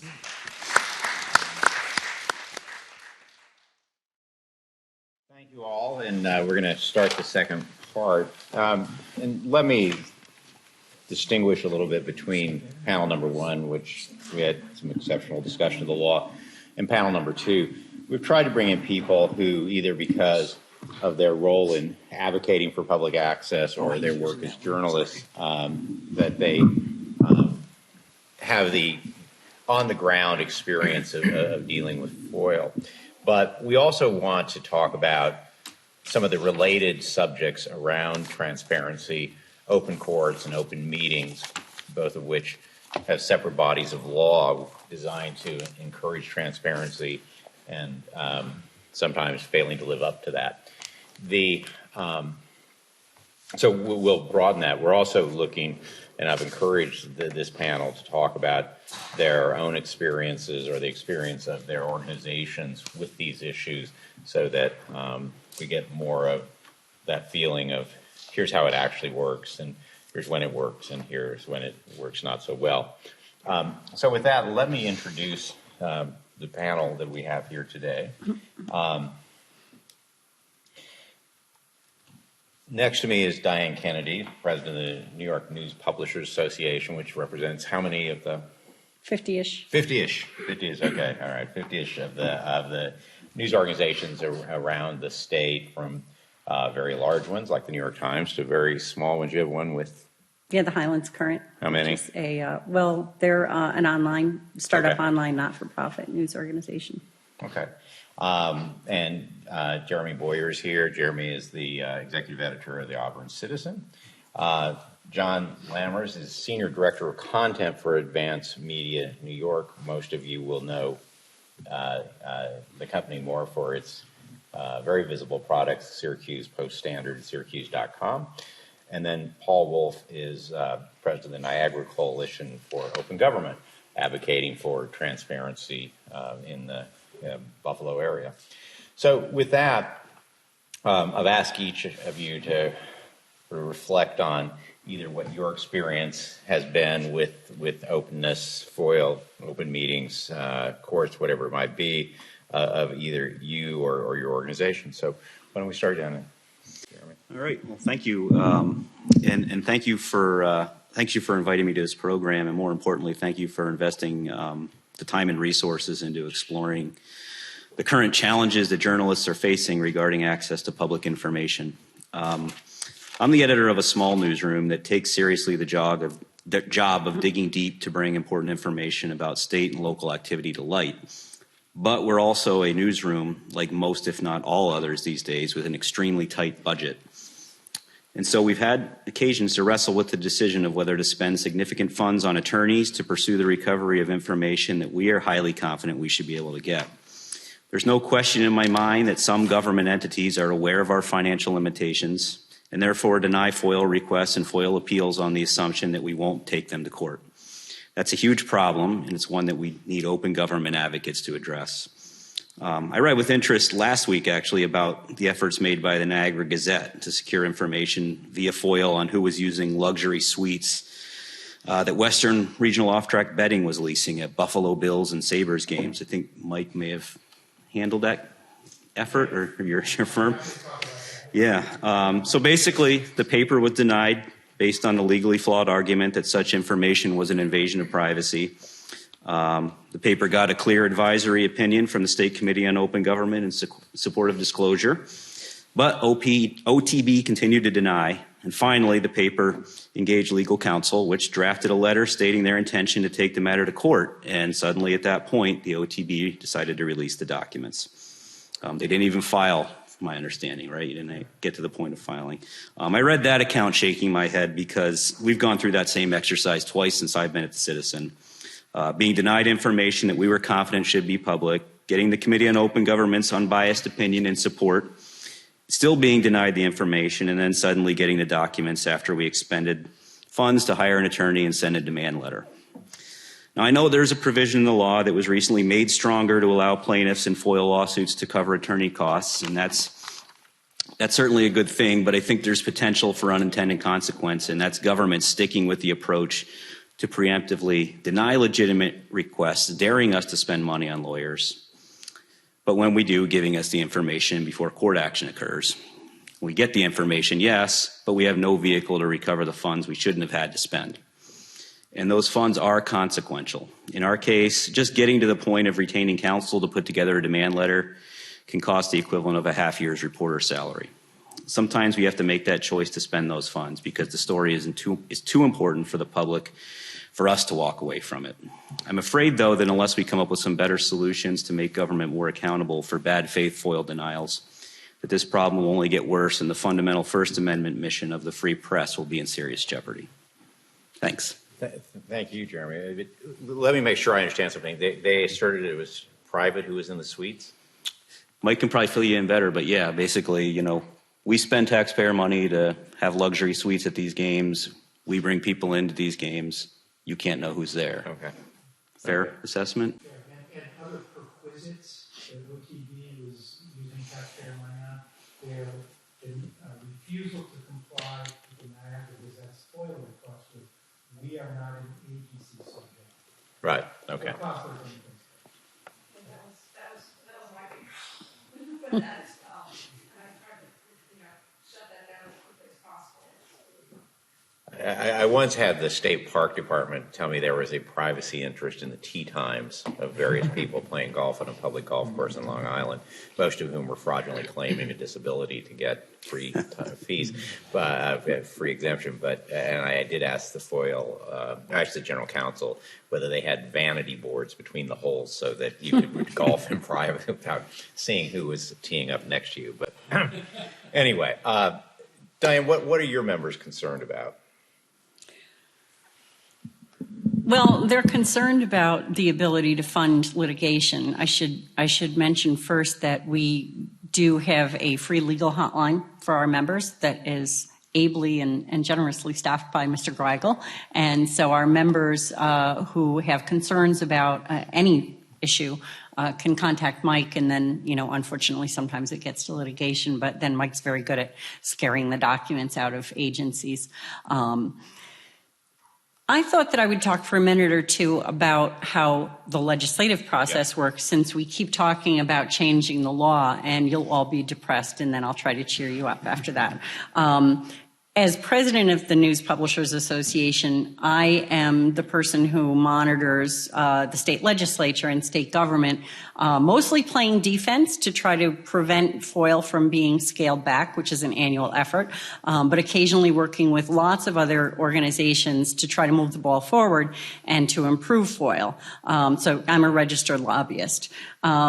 The way the process works, everything that you learn in school is lovely, but this is New York and it's different. So we have a 2-year legislative session, and during that session, during the 2-year legislative session, the legislature introduces approximately 20,000 individual bills.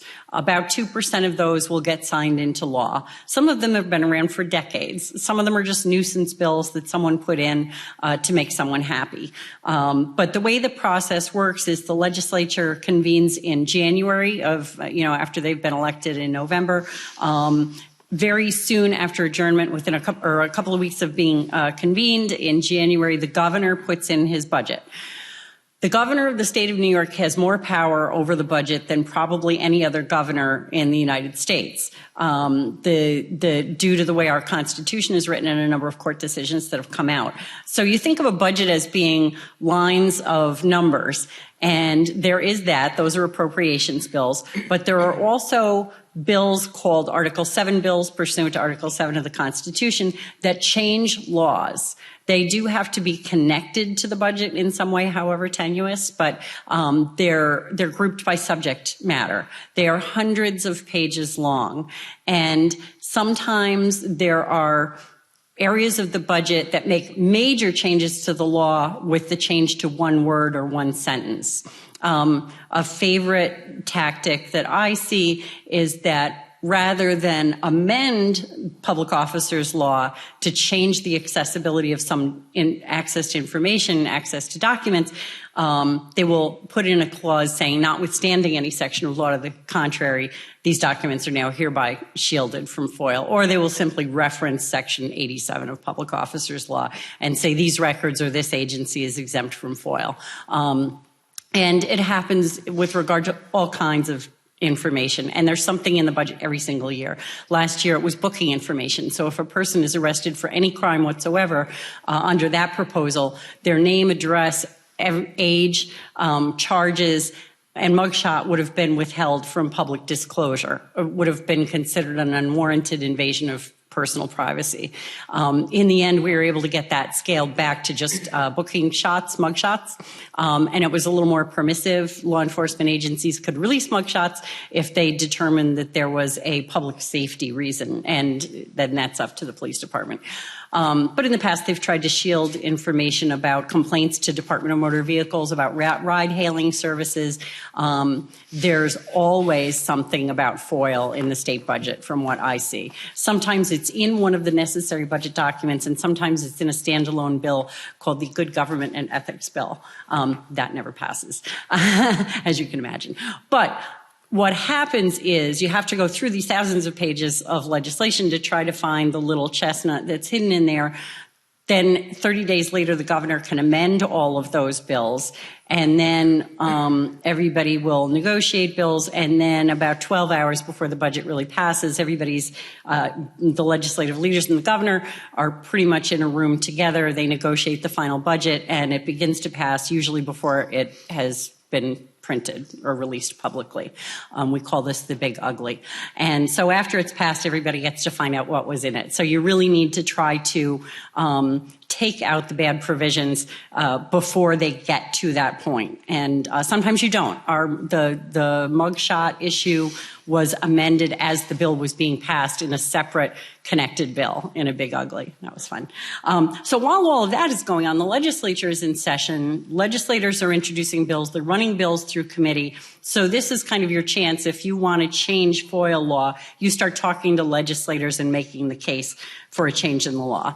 What we're doing at that point is assessing any changes to the law that would be harmful to the ability of journalists to report the news. I will contact somebody like Jeremy or Rex or the editorial page editor, Jay Jochnowitz at the Times Union, and other editorial page editors, and show them the bill language. I have to make the case for an editorial just like everybody else does. Analyze the bill, tell them why it's harmful to their readers, it's harmful to their newspaper, show them background information, and then, hopefully they editorialize. At the meantime, we do work with a lot of other organizations. We work with the New York Civil Liberties Union. We work with Reinvent Albany. I will contact the Committee on Open Government and alert them to any legislation so that they can share it with their committee. The committee is a committee. They have people who meet who are not government. Some of them are government employees. Some of them are not.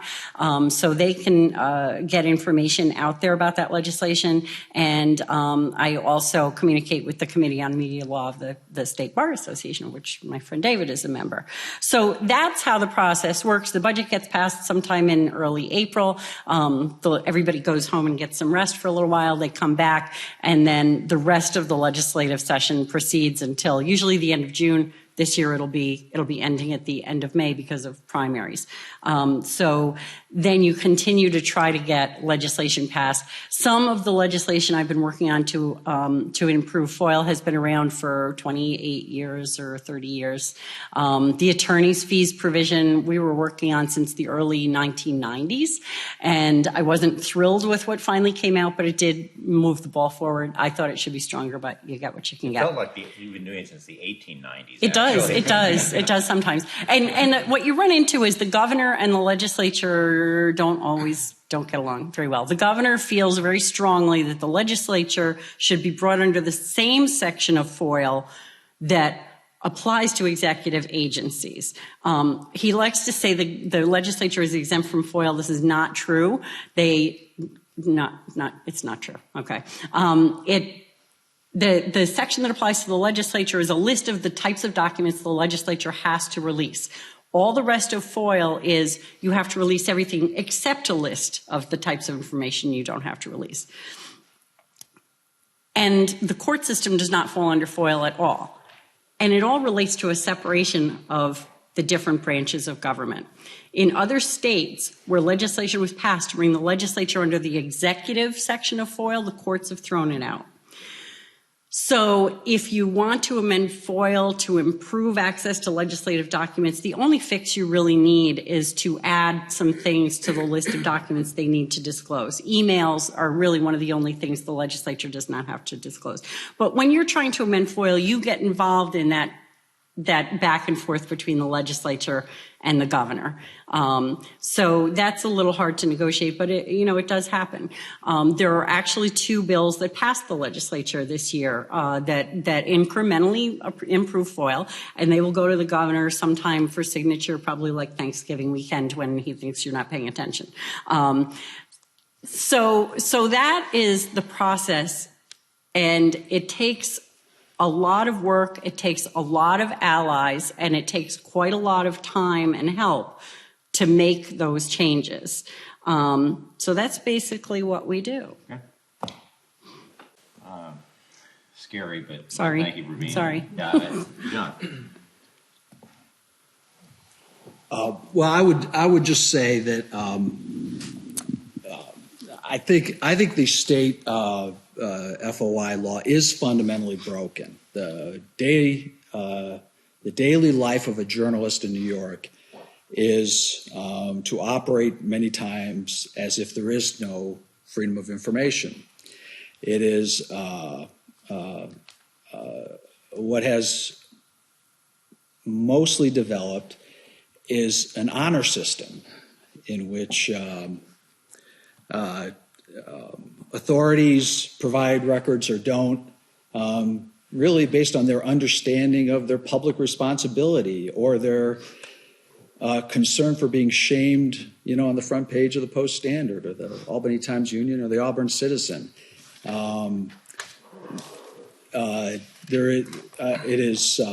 It's getting worse, and it's every day.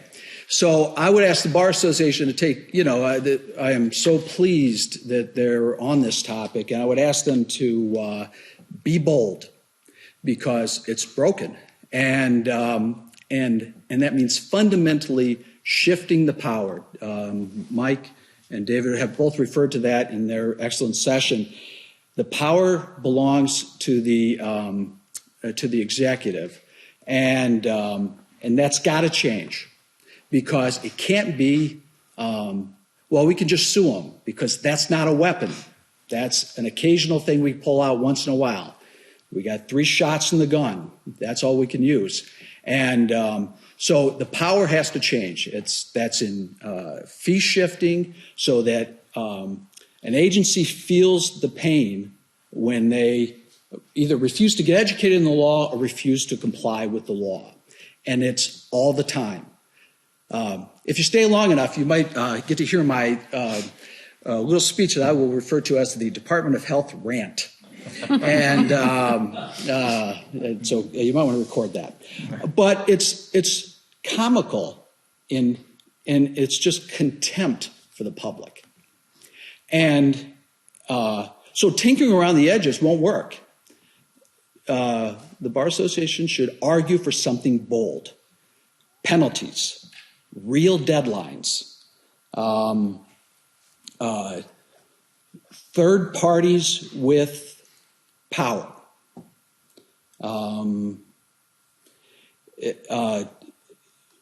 but think big because it's a big problem. Can I quit there? For now, we're going to get that rant from you. I'll tee it up. Paul, to you. Thank you. My name is Paul Wolf. I'm an attorney from Buffalo, New York area. I worked for 17 years in government where I served as chief of staff for the Buffalo Common Council. I was an attorney for the Buffalo Housing Authority, attorney for the Department of Social Services. So I have seen it from kind of both perspectives. And I currently serve as president of a nonprofit organization called the Buffalo Niagara Coalition for Open Government. After I left government and went into private practice, I just every other week there seemed to be an article about something like the OTB issue, or there's always open government issues going on. And I had my own independent struggles of trying to file FOILs, and I read articles about different people, and I thought maybe we should try to form an organization of getting citizens to work together. So that's what we've done. We have citizens from Erie County and Niagara County, and we've dealt with FOIL. But I want to take us in a different direction and talk about the open meetings law, which I think really needs to have some focus and some changes made to it. New York State's open meetings law is very weak. I like Vermont, I believe, has a better model, and I encourage you to take a look at Vermont's open meetings law. Massachusetts has components of it as far as enforcement goes that I think should be taken a look at. So I just want to point out 5 problems that I've encountered with the open meetings law and encourage you to take a look at that. One is, believe it or not, the open meetings law in New York State does not mandate that the public has a right to be heard at a public meeting. Vermont does. Now, most municipalities will put on their agenda a spot to hear from citizens, but they don't legally have to, and not all of them do, especially public authorities or even the Buffalo Common Council, the Erie County Legislature. You cannot speak to the full Buffalo Council, the full county legislature. They don't allow it. They don't have to. They will let you speak at a committee meeting, but even that is sometimes denied. I sent an email once to a Erie County legislator who was holding a hearing saying, I'd like to speak at the meeting on behalf of our organization. I didn't get a response. I showed up to the meeting anyways. I approached the chairman and said, geez, I'd like to speak. And he said, no, you're not on the agenda. You're not going to speak. So the law does not mandate that the public be heard at a public meeting. I think it should. You're only allowed to speak typically for 3 minutes at a time. It's really not that burdensome. There's usually not that many people, depending on if there's a hot issue going on. And then what some will do is okay, you can speak regarding an agenda item at the beginning of the meeting, but a non-agenda item, you have to wait to the end of the meeting. So in Niagara County, we would frequently try to bring up open government issues. They're not going to put it on the meeting agenda. So you have to wait. And it's kind of just to stick it to you, to punish you. You'd have to wait 2 or 3 hours to get your 3 minutes to speak. And I said, well, why can't I speak at the beginning of the meeting where other people are speaking? You got 3 speakers. You can't fit me in. You wait to the end of the meeting. And actually what they do is they adjourn their meeting. People are literally walking out of the room as I'm trying to speak, and they don't document it in the meeting minutes. So it's like it never occurred. And that's how they do it in Niagara County.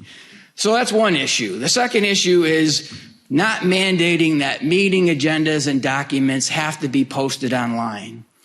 Again, we're in a digital age now. Everybody is accessing information with their phones and computers, and government is behind the times. The law was changed in 2012 to say, as best as you can, if you have a website, you should post meeting agendas and documents online. But it's not mandated. Vermont mandates it. So we've had issues. We've done reports where we rate local government websites. Are they posting, things online? And we try to, there was mentioned a kind of a ranking grading system. And that's kind of been somewhat effective. It embarrasses them. Some really strive to get a better score for next year. Others just could care less what we say or think. But you should be able to see as a reporter or as a citizen the same documents that the city council has, the town board has when they're discussing or voting on an item. Many places will just post a 1-page agenda and it'll just list the topics, but it won't contain all the documents. The town of Amherst, where I live, fortunately, they will sometimes scan and post 700 pages of their meeting. They scan whatever the board members have, they scan it, they post it. I don't think it's really that hard to do in today's day and age, but the law does not mandate it in New York, and I think it should. You're not mandated to post meeting minutes in New York. Vermont, you have to post them within 5 days. There was some controversy about that when they made that change recently. In New York, you have to have meeting minutes available within 2 weeks. So if someone asks for them, they have to give them to you, but they're not required to post them. For years, the Niagara County Legislature never posted meeting minutes until we did one of our reports, and suddenly now they at least post their meeting minutes. But can you imagine not being able to find out what happened at a county legislature meeting, how people voted? The law does not mandate posting. Many places do, but some places don't, and many are months behind in posting. In New York, you're not mandated to live stream your meetings and post the videos online. Again, the law is as best you can, funding, available, you should do it. Today's day and age, I think that should be mandated. The New York State Legislature just passed a couple months ago mandating industrial development agencies to live stream and post their meeting videos online. But city councils, county legislators, town boards are not mandated to do so. 99% of them have websites.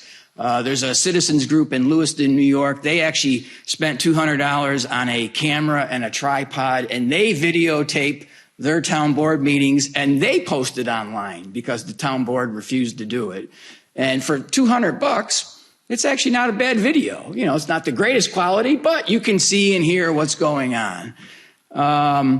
And a real problem I have with the law, which is the same thing with FOIL, is weak enforcement. The New York State Attorney General in New York has no enforcement powers over FOIL, open meetings law. The only enforcement mechanism is that you as a citizen have to go hire an attorney and spend thousands of dollars, and government officials know it. In Vermont, Massachusetts, you can file a complaint with the Attorney General, and they will investigate it. And they have great information on their websites about how to go about filing a complaint. In Vermont and Massachusetts, they have the authority to fine government officials who violate the law. In Vermont, you can be charged with a misdemeanor if you knowingly and willingly violate the law. We don't have any of that in New York. Your only recourse is you go hire an attorney. And it's not working. They know it's not they're not going to be taken to court. They know it's not being enforced. Either we have to give enforcement powers to the New York State Committee on Open Government, the Attorney General, someone needs to have, or the fee shifting. There has to be a legitimate fee shifting so that private attorneys will take these cases on and hold government officials accountable. And as it was said earlier, I think most government officials are cooperative and wanting to do the right thing, but I got to tell you, I can't, the amount of hostility that we've been met with, the amount of arrogance that we've been met with has really been quite shocking. I will frequently go to meetings to talk about this, and they start out very defensive. They're very thin-skinned. They're very defensive. We always try to be polite and professional and say, look, we're not here to attack. I always try to start out by saying something positive. You have difficult jobs. We're just here to make suggestions. And they're not very open to the suggestions, quite honestly. There is a power dynamic. Many of the elected officials I encounter are full of themselves, arrogant, thin-skinned. Not all of them, but man, a good many of them. And it makes it difficult. Let me put off that. Jeremy, you work in one of those places where a lot of local governments, smaller governments, do you accept that diagnosis of the difficulty of getting information? You know these people more personally than many people would in a larger place.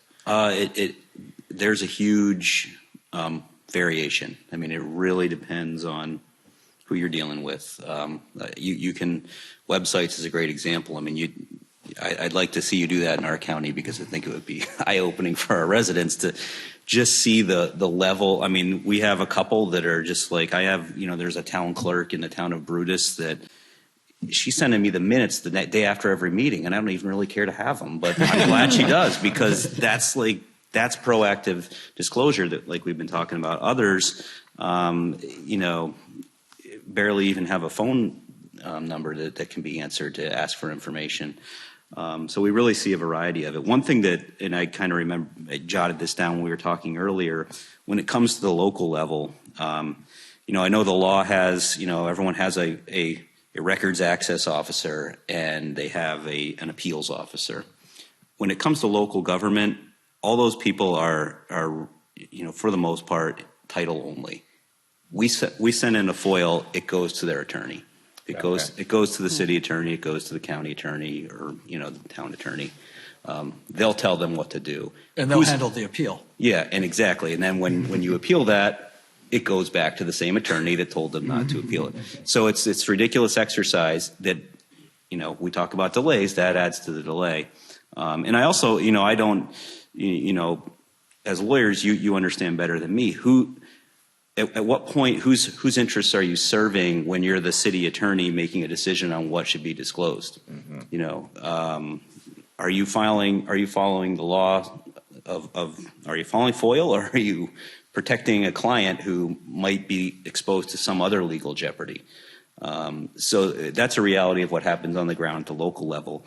I can't speak to the state because, that's such a massive agency. Yeah. I think there's a different process there. We have our own challenges there with just an unreasonable delay. But I think on the local level, there are some great examples, and we should probably try to highlight the good ones as best we can. But we definitely need some more uniformity. Diane, is there an appetite for reform of these laws in the legislature today? Yeah. Oh, I think so. Okay. It's a significant battle. So I think you can work on two tracks. One is to get a broad coalition of people to call for reform. The newspapers throughout the state, dailies and weeklies and small not-for-profits, all singing from the same songbook. And while you're doing that, you need to find a way to fund litigation. Cornell Law School has a First Amendment Center that is staffing up to help with FOIL litigation. University of Buffalo. There are, I think that we should increase funding for Committee on Open Government so that when there is a good faith disagreement, that the local newspaper or the citizen has sufficient access to an impartial legal counsel to tell them what they should be doing. And then if they won't agree, we need to find ways to fund litigation. A lot of our newspapers just really can't afford litigation. We might even start some sort of a litigation fund. That's something the Bar Association could do, is set up a mechanism to fund litigation and have a panel of attorneys and editors and publishers, perhaps, to assess FOIL litigation and decide which cases are important to fund. And then smaller newspapers might be able to engage in litigation. Yeah. But really, the only mechanism for overseeing what happens at the local government level is a newspaper. So they're the ones that are, if they have enough staff, showing up at the town board meetings, that are asking for the minutes of the zoning board, that are calling the mayor to ask what's going on, that are asking the police department for information. And that's getting increasingly rare, especially in rural areas and small towns. So we need for people to be encouraged not just to subscribe to a newspaper, but tell any retailers you shop at to place advertising.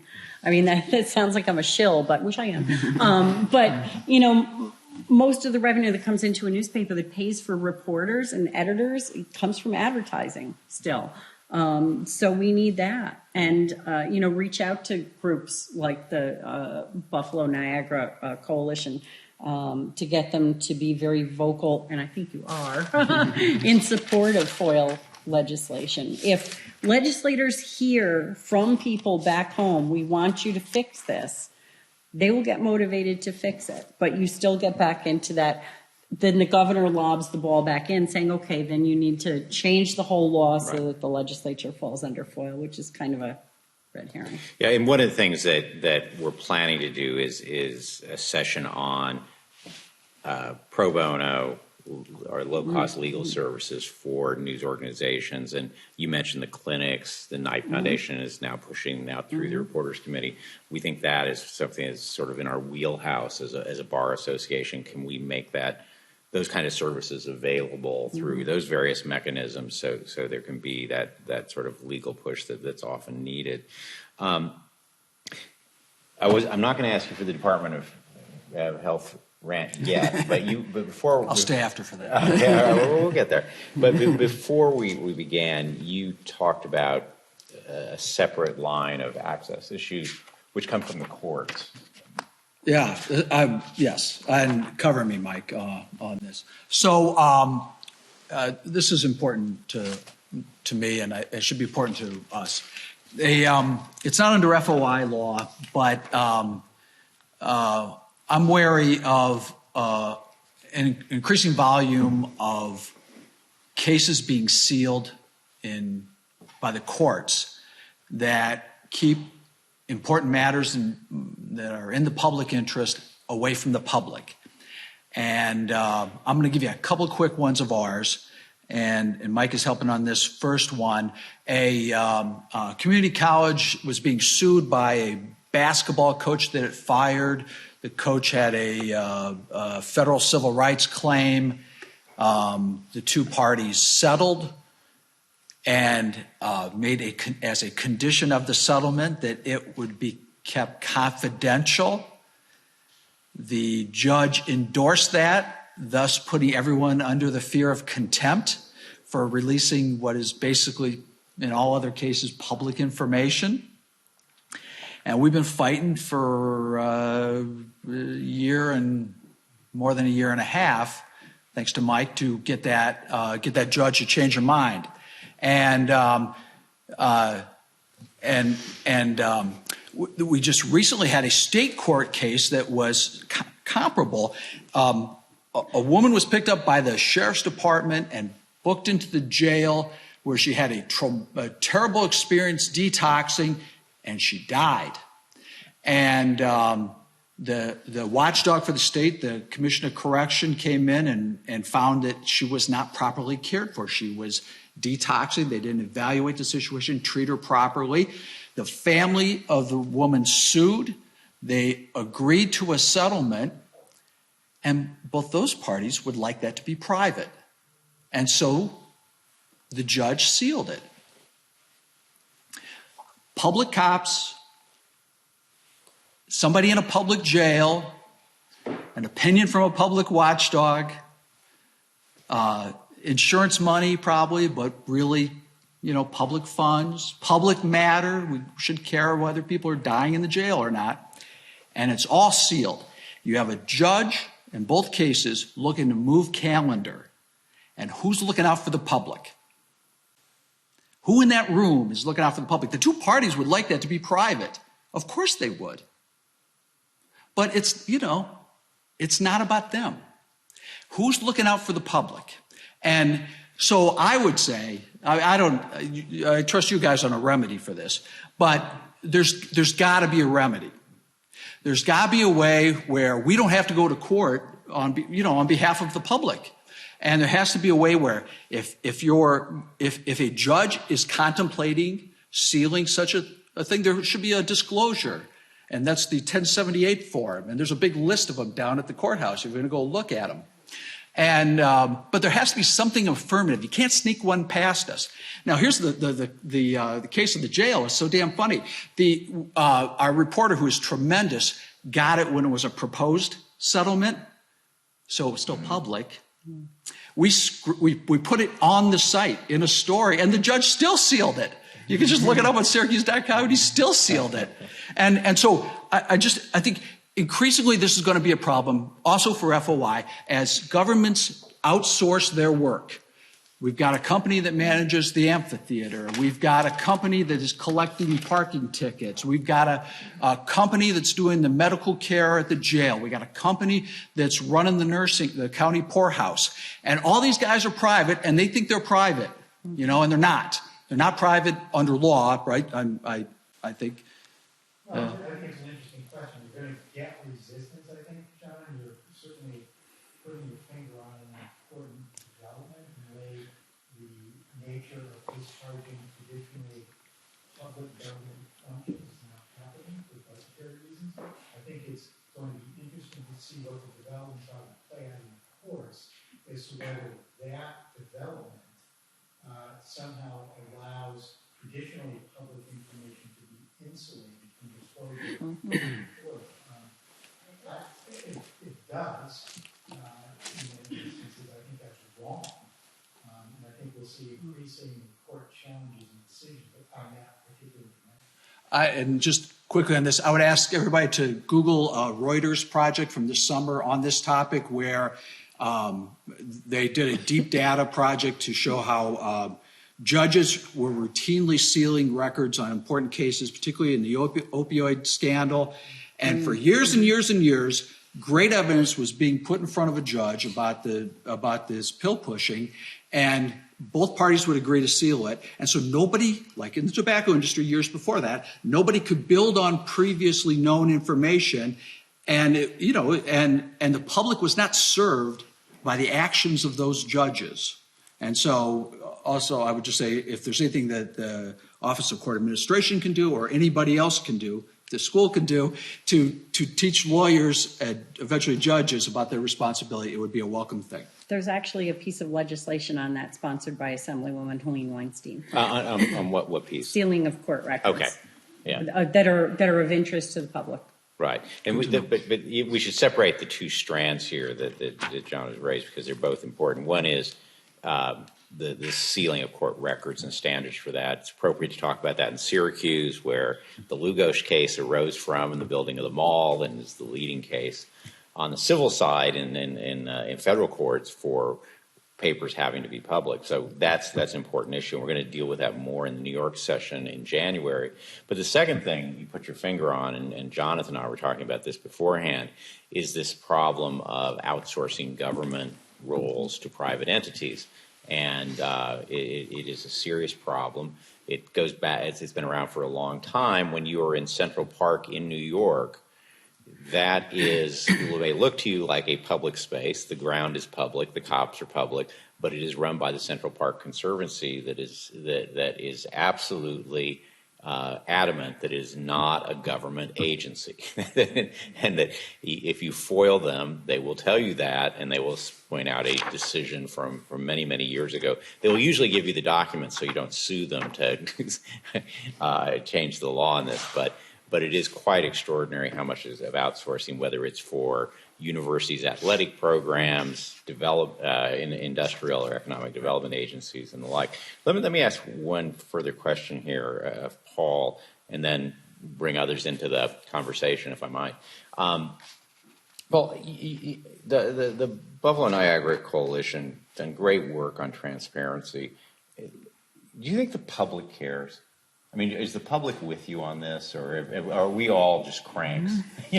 Some professional cranks, some volunteer cranks. That's a good question. It's sometimes I think it's the chicken or egg thing where I have government officials say no one comes to our meetings because no one cares. But then on the other hand, you're not posting your meeting agendas or your meeting minutes, so the people know what's going on. And I've had elected officials say to me, you know what, Paul, all this open government stuff, you know how many times people bring up open government when I go door to door?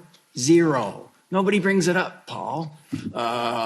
So I think there are people that care. Is it a majority of people? I think depending on when it, like any issue, when it hits home to them, with something they want to know about, they care.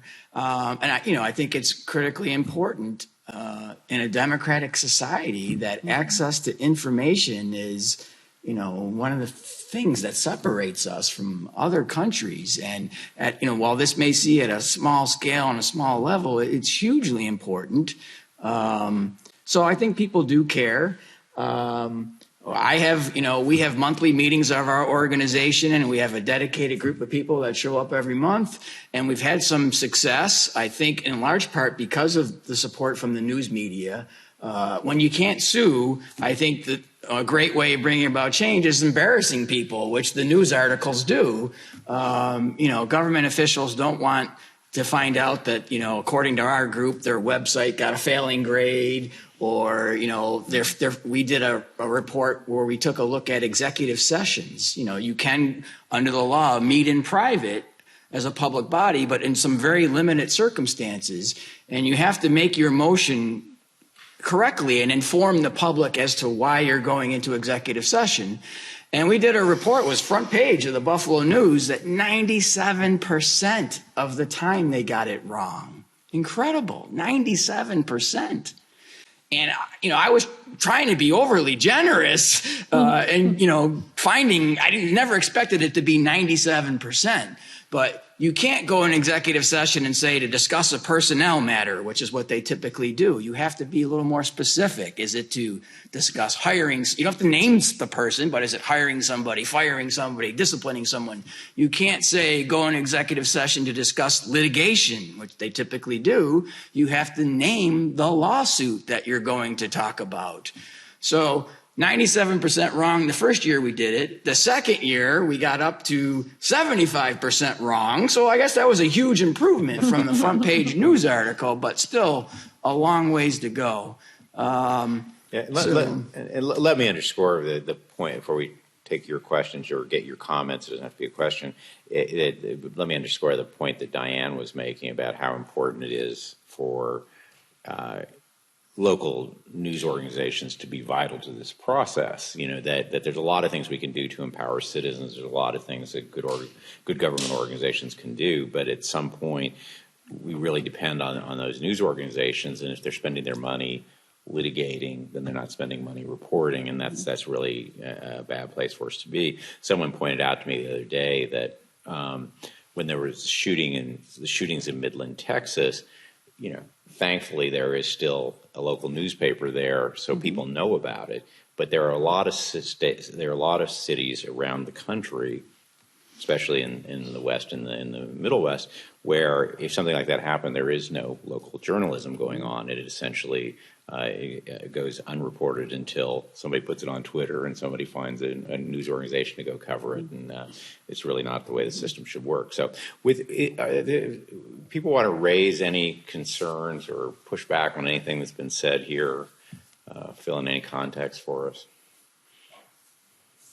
One additional Sure. point to John's anecdote, and that is 50A, of course, further locks up the information about law enforcement that you might, through no other way, get. Section 50A of the Civil Rights Law makes disciplinary records of police officers, correction officers, and firefighters completely shielded from public disclosure. Just an explanatory note. Right. And for the people who don't deal with this every single day. Right. And it sweeps broadly where when first passed, the Court of Appeals looked at it as being about personnel records. You got promoted, you got fired, whatever.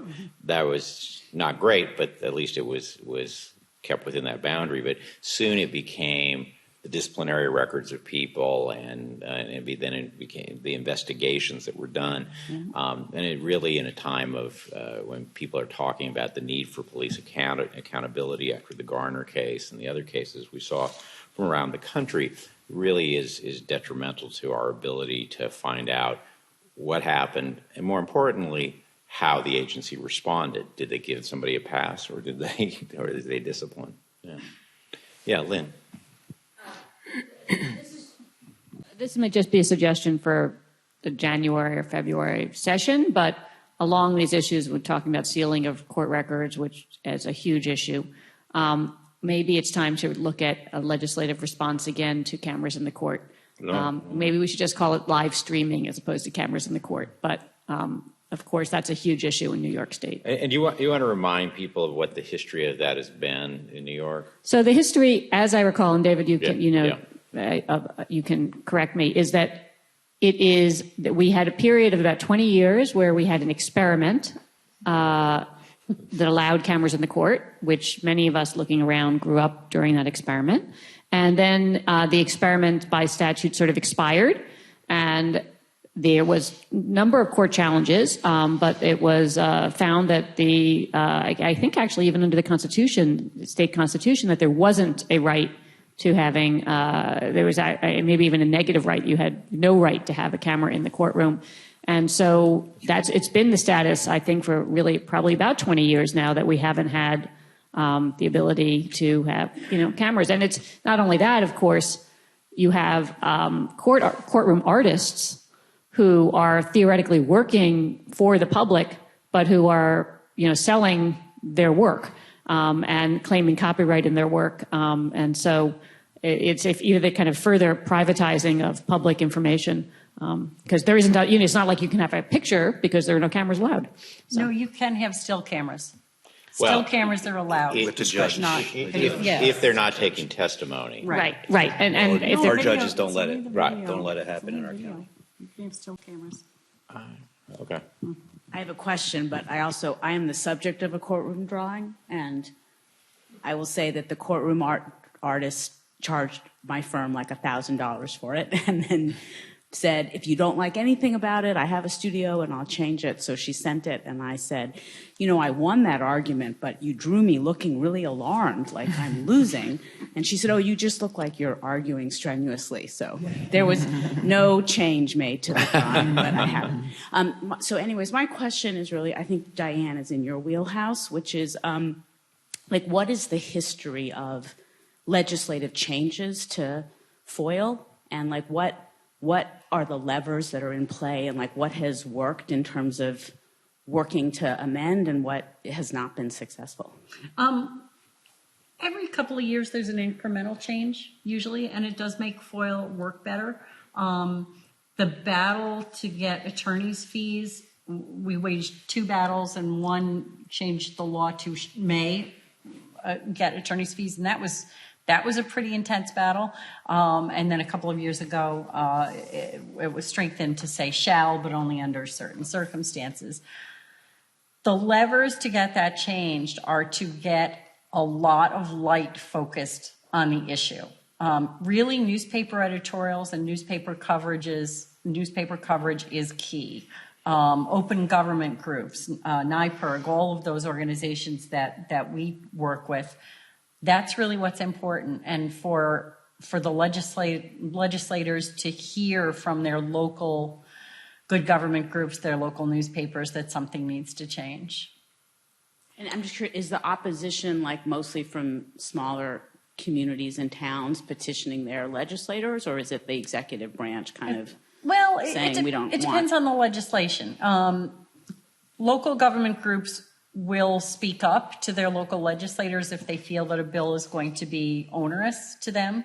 That was part of the issue with the attorney's fees, and that's part of the issue with deadlines, is that small local governments will say, gee, we have a town clerk who comes in once a week, and if there's a local real estate developer who asks us for every GIS coordinate, in the whole town going back 35 years, we're just not going to be able to comply with that. And that was the issue that came up with the attorney's fees bill, was in the context of a deadline, because I wanted the attorney's fees to be awarded automatically if the agency ignores the deadlines for response. And the local government said, what if our one town clerk has an accident and misses the deadline by a week and there's nobody else to respond? And that was, those are the arguments on the other side. But yeah, the eternal tension between the governor and the legislature is like sand in the wheels all the time. If you try to move the ball forward to the legislature, the governor invariably says, well, why don't they put themselves under the executive section of FOIL? They don't even fall under FOIL. And then we have to have that same old discussion over and over. I mean, one of the things I should say about litigating, and Mike can jump in here if he has a point of view on this, is that the ease with which we can file a federal FOIA case is so different from how hard it is to file a New York FOIL case. As I was sitting here, my associate back in the office was suing the State Department. It takes her about 2 hours to, pull the documents together, write the complaint, sits at her desk, files it with the federal court, pays for our filing fee online. We now have a case against the State Department under FOIA. We also have FOIL cases that we're pursuing, but because it's done under Article 78, requires that you write a memo of law, that you provide affidavits and a variety of other procedural steps. And even though that was designed to expedite the litigation, it actually is a bit of a burden to get the thing commenced from the very beginning. And I've often thought that if, in fact, the legislature wanted it to be expedited, there was better ways to do it than through the Article 78 proceedings. Jonathan, can you talk about authorities, suing authorities as public documents, as public entities? Because you're at the fourth department. Yeah, please. Sure. So I guess that and maybe one other thing. So we've I run a clinic at the University of Buffalo that engages in transparency litigation.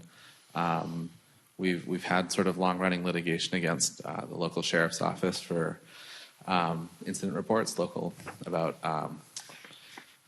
attempted suicides in the jail that were mischaracterized as inmate disturbances, or what was the term they used? Manipulative gestures. And so we sued for these records. We didn't get any response for a long time.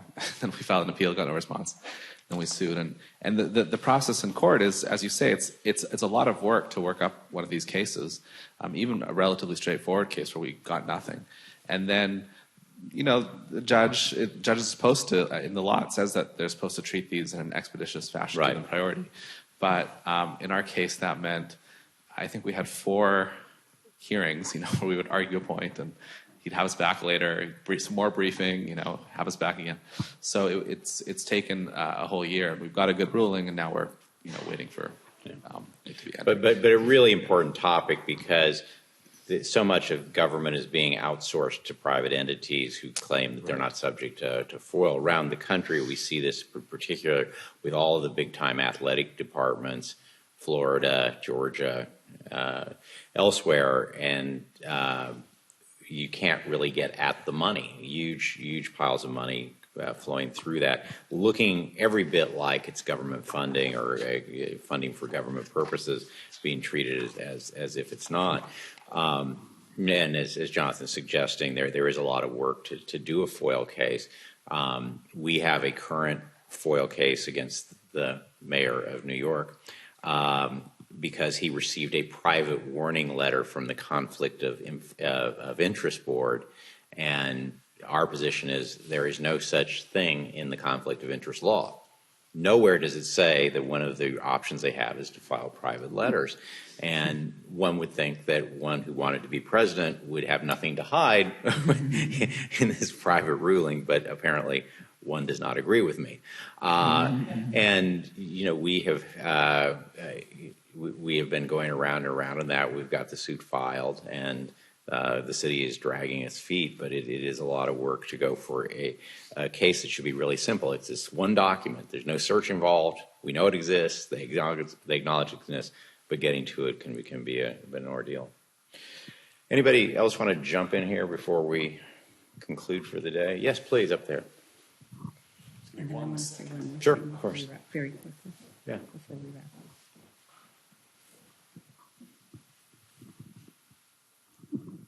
Hi, so just to clarify on the cameras and the court issue, here in Syracuse, we have had video news coverage in our courts, but it is up to the judge's discretion. Nothing testimonial. Okay. And so what that usually leaves our television stations with is first appearances, sentencing, pretrial motions, that kind of thing. But they are able to get video of the defendant in a courtroom for some type of proceeding, if not the actual trial where there's testimony. Okay. Panel members, last words before we... I just want to kind of make a point. In August, we were very interested in the buses that deliver people to the state fair. That involves 2 government entities, a bus authority and the New York State Department of Ag and Markets. One of our terrific reporters FOI'd both of them. The bus people gave us the contracts in 5 days. New York State still hasn't, on August request, 2 PDFs and an email.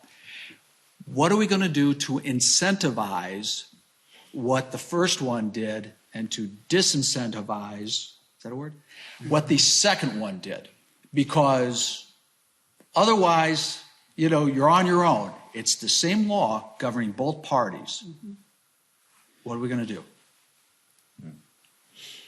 Other closing? I had a similar war story. We had a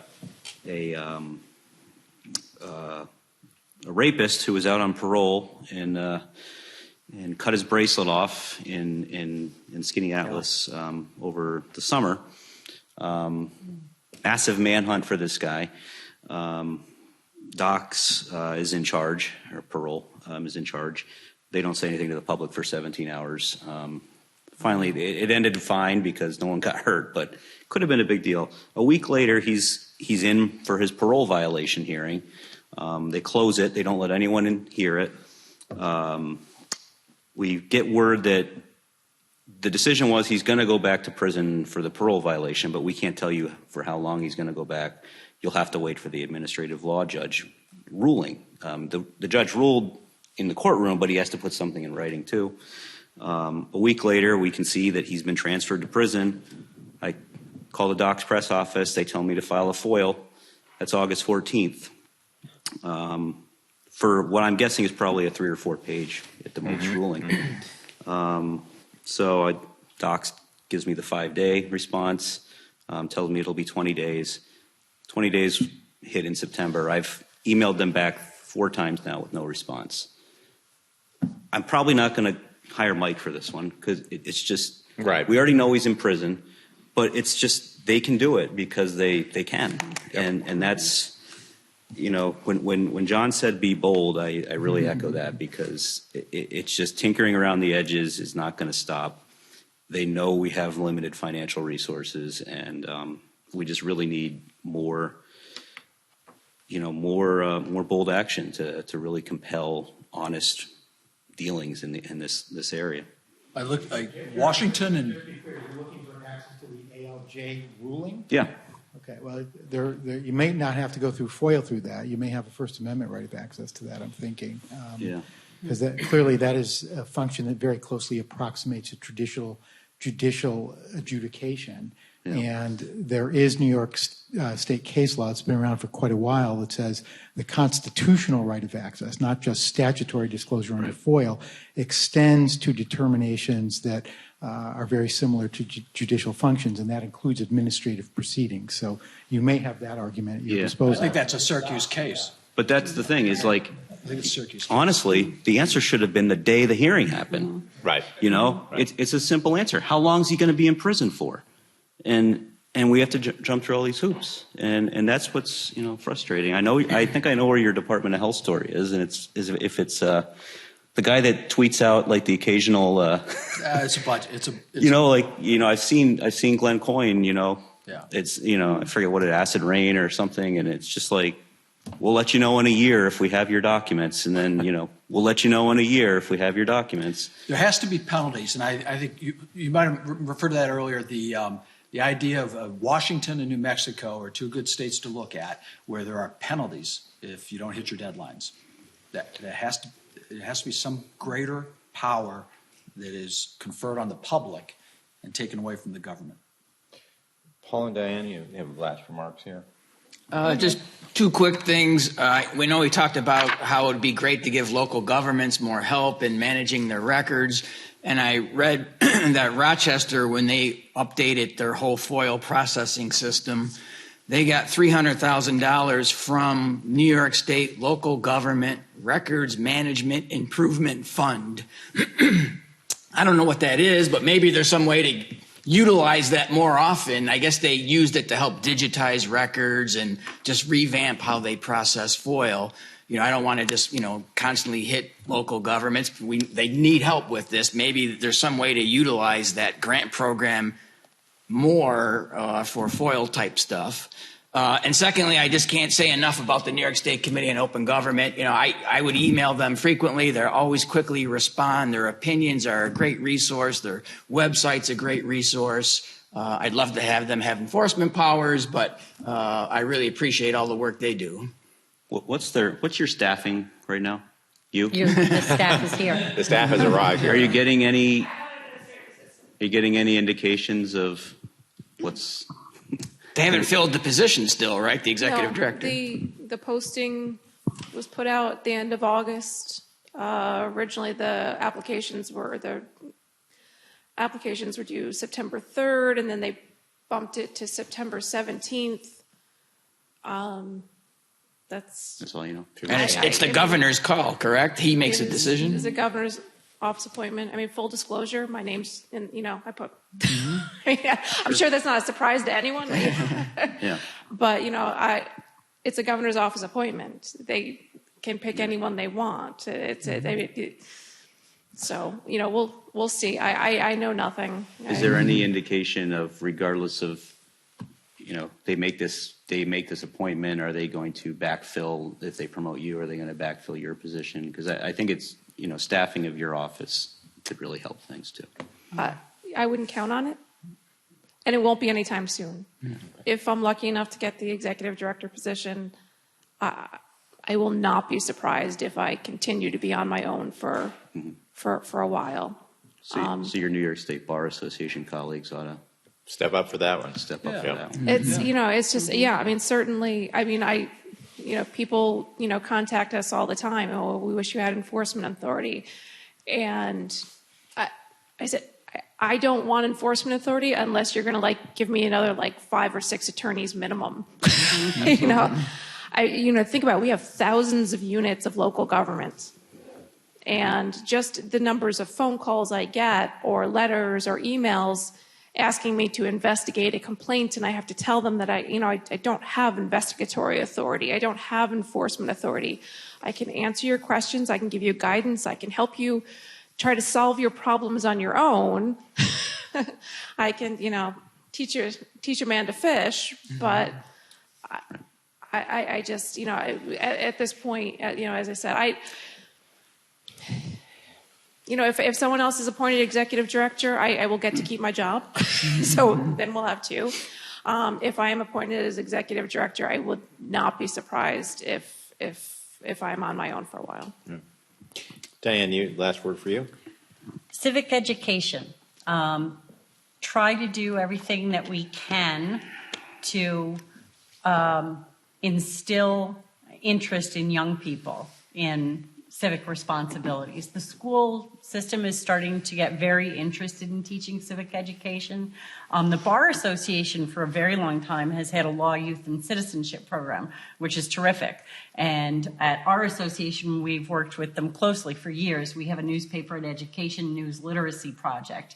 And I have someone who goes out to the schools to teach school kids and college kids about how to assess information presented in the news media. And when we do that, we sometimes use materials from the Bar Association, from the museum in Washington, and we will contact the local newspaper to have an editor or reporter come with our news literacy educator. And what she does is she has the kids role play being a journalist and covering a story and finding out who's telling them the truth. How do they source information? But that's very important. If you can give a newspaper as a gift to a young person in your life and get them to understand that that access to public information belongs to them and they need to safeguard it. It's very easy for these things to be taken away if we're not careful. So I think we all have a role in instilling that sense of responsibility and ownership in young people. And one more, and David will not do this for himself, but if you want to read a wonderful book about adventures in FOIL litigation and working for a newspaper, David published a book called Truth in Our Times.